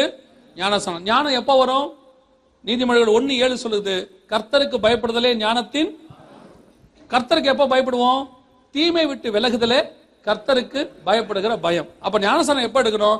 தீமை விட்டு விலகி, இனி நான் பாவம் செய்ய மாட்டேன்னு அறிக்கை செய்து, கர்த்தருக்கு பயந்து, நான் பாவத்துக்கு மரித்து நீதிக்கு உயிர்த்தெழுகிறேன்னு சொல்லி தண்ணிக்குள்ள மூழ்கி எடுக்கணும். அந்த ஞானஸ்தானத்தை தான் கர்த்தர் சொல்றார். அதை எடுத்திருக்கிறீங்களா? அந்த ஞானஸ்தானம் எடுக்கலனா பரலோகராஜ்யத்தில் பிரவேசிக்க முடியாதுன்னு யோவான் 3ஆம் அதிகாரத்துல கர்த்தர் சொல்றார். தண்ணியில மூழ்கி ஞானஸ்தானம் எடுக்காதவங்க ஞானஸ்தானத்துக்கு ஒப்பு கொடுங்க, ஆண்டவர் வெகு சீக்கிரத்தில் வரப்போகிறார். 3வது, எபேசியர் 4:30, மீட்கப்படும் நாளுக்கென்று முத்திரையான பரிசுத்த ஆவி. மீட்கப்படும் நாளுக்கென்று முத்திரை, பரிசுத்தாவின் அபிஷேகத்தை கண்டிப்பாக என்ன செய்யணும்? பெற்றிருக்கணும். கடைசி காலத்துல பரிசுத்தாவிலாம் இல்ல, அதெல்லாம் தேவையில்லைன்னு ஒரு சிலர்லாம் பிரசங்கம் பண்றாங்க. பரிசுத்தாவியானவர் உண்டு, அவர் தான் சபையினுடைய தலைமை போதகர். இவ்வளவு காரியங்களும் உங்களுக்கு சொல்லிக் கொடுக்கிறது பரிசுத்தாவியானவர் தான். மனுஷன் ஞானத்துல வரவே வராது. மனுஷன் ஞானத்துல பேசினாலும் மண்டையில ஏறவும் ஏறாது. எவன் இருதயத்தை கர்த்தர் திறக்கிறாரோ அவங்களுக்கு தான் அது போகும். ஆவியானவர் பேசினா மட்டும்தான் நமக்கு புரியும். பரிசுத்த ஆவியானவர் உண்டு, அவர் தான் உங்களுக்கு இதை சொல்லுகிறார். 4வது, மிக முக்கியமானது, அப்போஸ்தலர் நடவடிக்கைகள் 2:40 சொல்லுகிறது, மாறுபாடான இந்த சந்ததியை விட்டு விலகி உங்களை ரட்சித்துக் கொள்ளுங்கள். வேறுபாடு உள்ள வாழ்க்கை, டிஃபரன்சியேஷன் லைஃப். உங்களுக்கும் உலகத்துக்கும் என்ன இருக்கணும்? வித்தியாசம் இருக்கணும். எல்லாத்துலயும் வித்தியாசம் இருக்கணும். இன்னைக்கு சபை உலகத்தோடு கூட இணைய தொடங்கிருச்சு. இன்னைக்கு கடைசி காலத்துல, ஒரு காலத்துல சபை உலகத்துக்கு போய் உலகத்தை சபையா மாத்துச்சு. இப்ப சபைக்குள்ள உலகம் வந்து சபை என்னவா மாறிட்டு இருக்கு? உலகமா மாறிட்டு இருக்கு. உலகத்துல என்னென்ன நடக்குதோ எல்லாம் சபைக்குள்ள நடக்குது. உலகத்தான் ஆடுற ஆட்டம், உலகத்தான் பாடுற பாட்டு, உலகத்தான் பண்ற ஸ்டைலு, உலகத்தான் பண்ற ட்ரெஸ்ஸிங் எல்லாம் இங்க இருக்கு. ட்ரெஸ்ஸிங் தப்பு இல்ல, ஆனா சினிமா நடிகை மாதிரி ட்ரெஸ் பண்ணக்கூடாது. நான் சொல்றது உங்களுக்கு புரியுதா? உலகத்தான். இப்ப நம்ம ஒரு பாட்டு பாடுறோம், நம்ம என்ன பாட்டு பாடுறோம்? கர்த்தரை மகிமைப்படுத்துவதற்கு பாட்டு பாடுறோம். நம்ம ஆராதிக்கிறது யாருக்காக? தேவனுக்காக. This is not the place of performance. This is the place of transformation. நாம இங்க வந்து பெர்ஃபார்ம் பண்ண கூடாது. அழகா பாடணும், 4 பேர் விரும்புற மாதிரி பாடணும், பாடி முடிச்சோடனே ரொம்ப அழகா பாடினீங்கன்னு சொல்லணும். அப்படின்னா நீ உலகத்தானுடைய ஆராதனையை கொண்டாந்துட்ட சபைக்குள்ள. உன் ஆராதனையில ஆவியானவர் மட்டுமே மகிமைப்படணும். இன்னைக்கு என்ன நடக்குது ஆராதனையில? சினிமாக்காரன் பாடுற மாதிரியே பாட்டு, சினிமாக்காரன் மாதிரி ஆட்டம். அதுல வேற கேட்கறான், நான் டான்ஸ் ஆடினா தப்பா? நிறைய பேர் கேட்கறான், டான்ஸ் ஆடினா தப்பா சர்ச்சுக்குள்ள? அதுல வந்து ஒரு வார்த்தை கண்டுபிடிச்சு வச்சிருக்காங்க, தாவீது ஆடினார். நிறைய பேர் அதான சொல்றான், தாவீது ஆடினார். தாவீது ஆடின மாதிரி நீங்களும் ஆடுங்க, ஒரு தப்பும் இல்லை. உங்களை யாரும் ஆட வேணாம்னு சொன்னா, தாவீது ஆடின மாதிரி ஆடுங்க, ஒரு ப்ராப்ளம் இல்லை. தாவீது உள்ள ஆடினாரா வெளியே ஆடினாரா? ஆசாரிப்பு கூடாரத்துக்கு உள்ள ஆடினாரா நடுத்தரில் ஆடினாரா? நடுத்தரில் ஆடுங்க. பக்ரைன் சென்டர் பாயிண்ட்டுக்கு போயிருங்க, நல்ல எங்கேயாவது ஒரு மெயின் ரோடுக்கு போயிருங்க, ஆடுங்க. உங்களை யாரும் உங்களை கேட்க, நாங்க வந்து கேட்டோம்னா எங்களை என்னன்னு கேளுங்க. சர்ச்சுக்குள்ள ஆடப்படாது, இது பரிசுத்த ஸ்தலம். அதே தாவீது சர்ச்சுக்கு வரும்போது எப்படி வந்தான் தெரியுமா? பயத்துடனும் நடுக்கத்துடனும் ஆனந்த சத்தத்துடனும் தேவனுடைய சமூகத்துக்கு வந்தான். இது கர்த்தருக்குரிய இடம். ஒரு கணம் இருக்கணும். இங்க வந்துட்டு ஆட்டம் ஆடுறது, கூக்குறது, ஓனு கத்துறது, ஆணு கத்துறது, ஓ போடுங்கிறது. சபையை என்ன நினைச்சிய? சபைக்கு வரும்போது ஒரு பயம் இருக்கணும் இருதயத்துல. சபைக்குள்ள உட்காந்து போன் பேசுறது, சபைக்குள்ள உட்காந்து SMS அனுப்புறது, இங்க உட்காந்து அரட்டை அடிக்கிறது, இங்க உட்காந்து கிண்டல் பண்றது, கீழே உட்காந்துட்டு ஊழியக்காரனுக்கு மார்க் போடுறது. நல்லா கவனிச்சுக்க, நீங்க பண்றத ஊழியக்காரன் கவனிக்கிறாரோ இல்லையோ, ஆவியானவர் பார்த்துக்கிட்டே இருக்கிறாரு. நியாய தீர்ப்பு அவர் கையில இருக்கு, நொறுக்கிடுவாரு. அந்த காலத்துல சபைக்குள்ள அந்நியாக்கினிய கொண்டாந்தா கொன்னே போட்டுருவாரு. இது கிருபையின் காலன்றதுனால கொல்ல மாட்டார்ல, பொறுமையா இருக்கிறார், அவ்வளவுதான். அன்னைக்கு அடிச்சா மெதுவா அடிப்பார், உடனே அடி. இப்ப ஊரை விட்டு அடிக்கிறாரு, செம்ம அடி இருக்கு. சபைக்குள்ள வந்துட்டு உலகத்தை கொண்டாந்துட்டு உலகத்தா மாதிரி ட்ரெஸ், சினிமா நடிகை மாதிரி ட்ரெஸ். நான் தான் சொல்றேன், நல்லா ட்ரெஸ் பண்ணுங்க, தப்பே கிடையாது. காஸ்ட்லி ட்ரெஸ் கூட பண்ணுங்க, தப்பே கிடையாது. ஆனா டீசெண்டா ட்ரெஸ் பண்ணுங்க. உலகத்தான் சொல்றான், இந்து கோயிலுக்கு வரும்போது அவங்க சொல்றாங்க ஒழுங்காக ட்ரெஸ் பண்ணி கொண்டு வரவனு போர்டு வச்சிருக்கான். இஸ்லாமியர்கள் பாருங்க, தலையில இருந்து கால் வரைக்கும் மூடி இருக்காங்க. ஆண்டவர் அந்த கண்ட்ரோல் அவங்களுக்கு கொடுத்திருக்காரு. ஒழுக்கமா தானே வாங்கன்னு சொல்றாரு. பிள்ளைகளுக்கு ட்ரெஸ் பண்றாங்க, வயசு நல்ல ஒரு வாலிப பிள்ளைகளுக்கு வாலிப பையனுக்கு ட்ரெஸ் பண்றாங்க. என்ன ட்ரெஸ் பண்ணிட்டு வர சபைக்கு? இச்சையை தூண்டுற மாதிரியா ட்ரெஸ் பண்ணுவ? ஒழுக்க வேண்டாம் சபைக்கு. ஒரு ஸ்கூலுக்கு போகும்போது யூனிஃபார்ம் போட சொன்னா போடுறீங்களா இல்லையா? இஷ்டப்படி வருவேன் நான் சொல்றீங்க. உன் சரீரத்தை போதிக்கிறவனுக்கே அப்படி செய்யறிய, உன் ஆத்மாவை போதிக்கிற இடத்துக்கு நீ இன்னும் எவ்வளவு ஒத்துமாய் வர வேண்டும். சபை என்பது ஒழுக்கத்தின் இடம். உன் இஷ்டப்படி இல்ல. நான் எப்பவும் சொல்லுவேன், உங்க இஷ்டத்துக்கு சபை நடக்காது, தேவனுடைய இஷ்டத்துக்கு சபை நடக்கும். அதுக்கேத்த மாதிரி தான் நம்ம மாறணும். நமக்கு ஏத்த மாதிரி பைபிளும் மாறாது, தேவனும் மாற மாட்டாரு. ஆண்டவர் நேற்றும் இன்றும் என்றும் மாறாதவர். அன்னைக்கு என்ன எழுதி கொடுத்தாரோ அதான் இன்னைக்கு வரைக்கும். No alteration, no modification. இன்னைக்கு உங்களுக்கு ஏத்த மாதிரி வசனத்தை மாத்துறீங்க. என்ன தப்பு? ஏன் பண்ண? என்ன பண்ணிதான் பாரு, பண்ணிதான் பாரு. கிருபையின் காலத்துல தப்பிச்ச நல்லது, அவ்வளவுதான் சொல்லுவோம். சபைக்குள்ள உலகம் வரக்கூடாது. வேறுபாடு உள்ள வாழ்க்கை ரொம்ப முக்கியம். வேதம் சொல்லுது, ரோமர் 8:29, குமாரனின் சாயலுக்கு ஒப்பாய் இருக்கும்படி கர்த்தர் உங்களை என்னை அழைச்சிருக்கிறார். சபைக்குள்ள வந்தா தேவனுடைய சாயல் வரணும். சினிமா நடிகன் சாயல், வொர்ஷிப் லீடர் சாயல் வரக்கூடாது. நான் அவரை மாதிரி ஆகணும், இவரை மாதிரி ஆகணும், எவனை மாதிரி ஆகக்கூடாது. இயேசு கிறிஸ்துவ மாதிரி மாறணும். அதுக்குதான் சபை. வேற யார மாதிரி மாறக்கூடாது. அது எப்பேற்பட்ட ஊழியக்காரனா இருக்கட்டும், அது மோகன்சி அண்ணனா இருக்கட்டும், அகஸ்டின் அண்ணனா இருக்கட்டும், யார மாதிரி நீ மாற வேண்டாம். அவங்க கிட்ட இருந்து நல்ல விஷயத்தை கத்துக்க, இயேசு மாதிரி மாறு. அதுக்குதான் சபை. இன்னைக்கு என்ன ஆகுது? வொர்ஷிப் லீடர் மாதிரி மாறுறான், அவனை மாதிரி ஆடுறான், இவனை மாதிரி ஆடுறான். சபை ஒழுக்கத்தின் ஸ்தலம், பரிசுத்த ஸ்தலமாக இருக்க வேண்டும். அல்லேலூயா. 4வது வேறுபாடு உள்ள வாழ்க்கை ரொம்ப முக்கியம். 5வது சுவிசேஷம் அறிவித்தல் உங்கள் மேல் விழுந்த கடமை. You must breach gospel. நிறைய பேருக்கு இந்த உண்மை தெரிய மாட்டேங்குது. என்னது, நான் ரட்சிக்கப்பட்டேன், நான் பரலோகத்துக்கு போயிடுவேன். முடியாதுங்க. You must breach gospel. Bible சொல்லுது, அவ்வளவுதான். புதிய ஏற்பாட்டில கொஞ்சம் மைல்டா இருக்கு. சுவிசேஷம் அறிவிக்காவிட்டால் எனக்கு ஐயோ. ஆனா பழைய ஏற்பாட்டில் இன்னும் தெளிவா இருக்கு. எசேக்கியேல் 33:8 வாசிங்க பாப்போம். எசேக்கியேல் 33:8 சீக்கிரம் வாசிங்க, முடிக்கலாம். நான் துன்மார்க்கனை நோக்கி, துன்மார்க்கனே நீ சாகவே சாவா என்று சொல்லுகையில்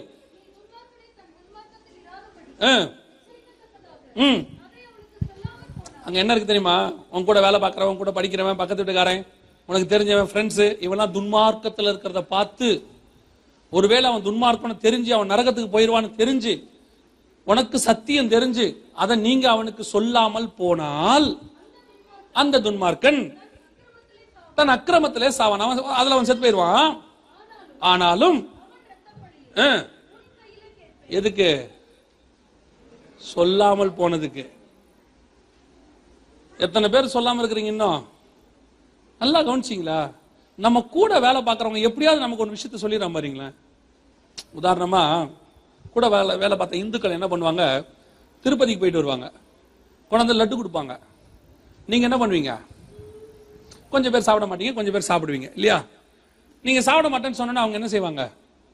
ஐயோ சாப்பிட மாட்டீங்களா, சரி சரி அப்படின்னு விட்டுருவாங்க. அடுத்த தடவை போயிட்டு வருவாங்க, அதே மாதிரி லட்டு வாங்கிட்டு வருவாங்க. ஆனா இந்த தடவை சொல்லுவாங்க, நாங்க கொடுத்தா நீங்க என்ன செய்ய மாட்டீங்க, சாப்பிட மாட்டீங்க. அவனுக்கு வருத்தம். 3வது வருஷம் போயிட்டு வருவான். ஆனா இந்த தடவை வரும்போது பாத்தீங்கன்னா லட்டு எடுத்துன்னு வருவான். ஆனா அவர் என்ன சொல்லுவார் தெரியுமா? இது மேல வாங்கினது இல்ல, உங்களுக்காக எங்க வாங்கணும்? கடையில வாங்கணும். அவன் குடும்பத்தோட அவன் தேவனை ஆராதிக்க போகும்போது உன்னை நினைச்சிருக்கான் பாருங்க அவன். அப்போ உங்க மேல அவனுக்கு எவ்வளவு அன்பு இருக்கு. அவனுக்கு என்னைக்காவது சுவிசேஷம் சொன்னீங்க நீங்க? அவன் பிரசாதத்தை அவன் கொடுக்கறானே, நம்ம பிரசாதம் இயேசு கிறிஸ்து தான் ஜீவ அப்பம். அவர் என்னைக்காவது அவனுக்கு கொடுத்துருக்கீங்க? நீங்களே சொல்லிடுவீங்க. அவங்களாம் ரட்சிக்கப்பட மாட்டாங்க. இவனே நியாயம் தீர்த்துருவான். அவங்களாம் ஆண்டவரை ஏத்துக்கவே மாட்டாங்க. யாரையாவது பார்த்து ஆண்டவரை ஏத்துக்க மாட்டாங்கன்னு உங்களுக்கு தோணுச்சுன்னா நேரா போங்க, கண்ணாடியை பாருங்க, உங்க முகம் தெரியும். நீயே ஆண்டவரை ஏத்துக்கிட்ட. உலகத்துல எவன் வேணாலும் ஏத்துப்பான். உண்மைதானே? நம்மளே ரட்சிக்கப்பட்டிருக்கோம். நம்ம எல்லாம் ரட்சிக்கப்படுற ஆளுங்களா? கொஞ்சம் யோசிச்சு பாருங்க. நம்மளே கர்த்தர் ரட்சித்துட்டாரு, எவனை வேணா ரட்சிப்பார். நான் உங்களுக்கு சொல்றேன், எந்த சவுலையும் பவுலாய் மாத்த கர்த்தரால் முடியும். ஆண்டவருக்கு தேவை நீ காஸ்பல் சொல்லணும், அவ்வளவுதான். அவன் ரட்சிக்கப்படணும்னு சொல்லல, அது அவர் கையில இருக்கு. அந்த வசனத்தை தொடர்ந்து வாசிங்கம்மா. எச்சரித்தும்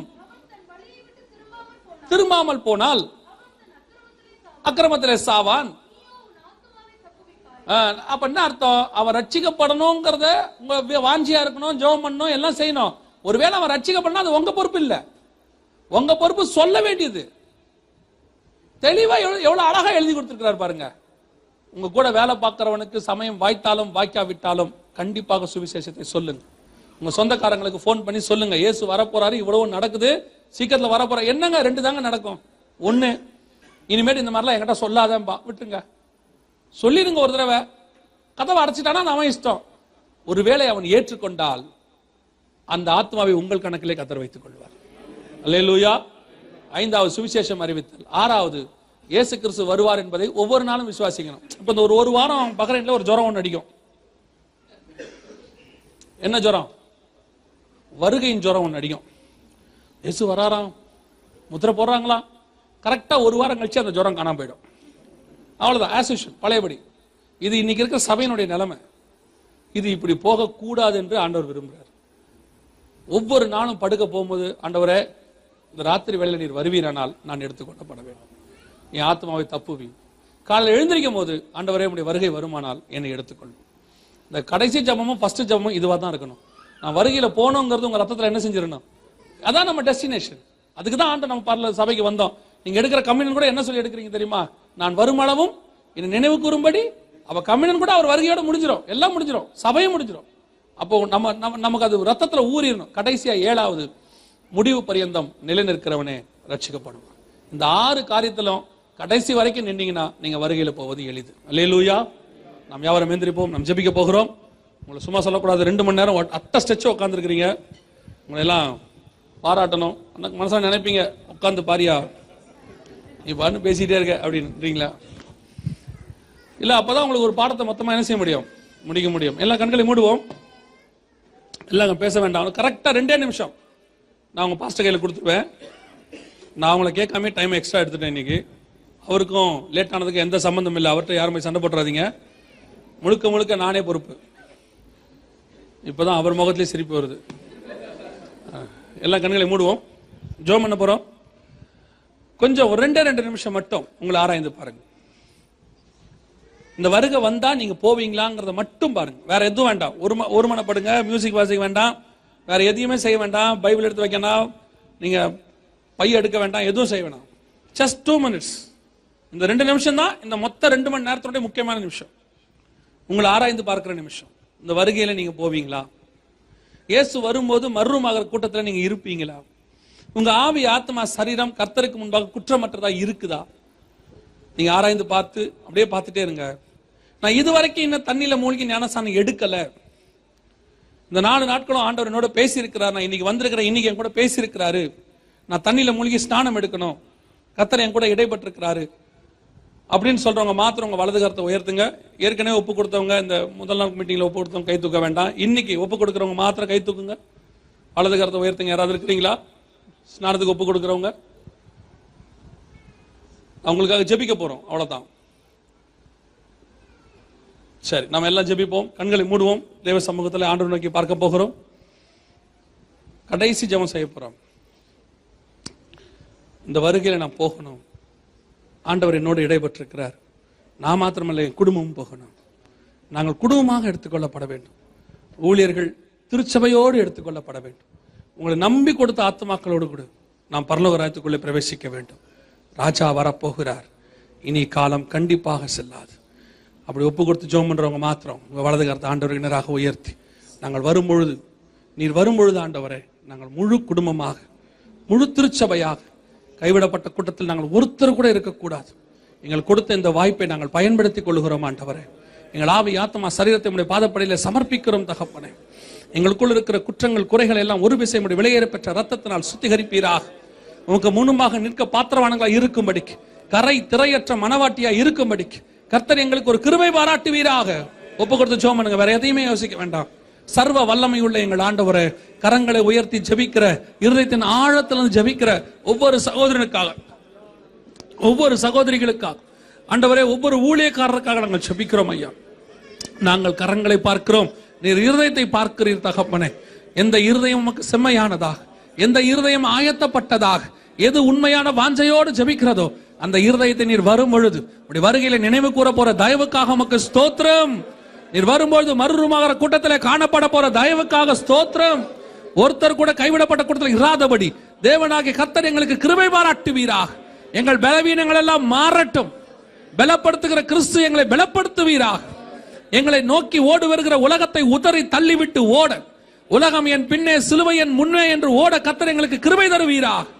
தகப்பனே, கண்களின் இச்சை, ஜீவனத்தின் பெருமை, மாம்சத்தின் இச்சை எல்லாவற்றையும் ஜெயிக்க கிருபை பாராட்டும். உடைய மகிமையுள்ள கரத்தில் எங்களை தாழ்த்துகிறோம். உடைய வருகை முந்துமானால், ராத்திரியில் இருக்குமானால், நாங்கள் அத்தனை பேரும் உடைய வருகையில காணப்பட கிருபைதார். ஒருவேளை உடைய வருகை தாமதிக்குமானால் நாளை தினத்தில் சந்திக்க எங்களுக்கு கிருபைதார். எங்கள் ஆண்டவர் இயேசுவின் நாமத்தில் ஒப்பு கொடுத்து ஜெபிக்கிறோம் எங்கள் ஜீவனுள்ள நல்ல பிதாவே.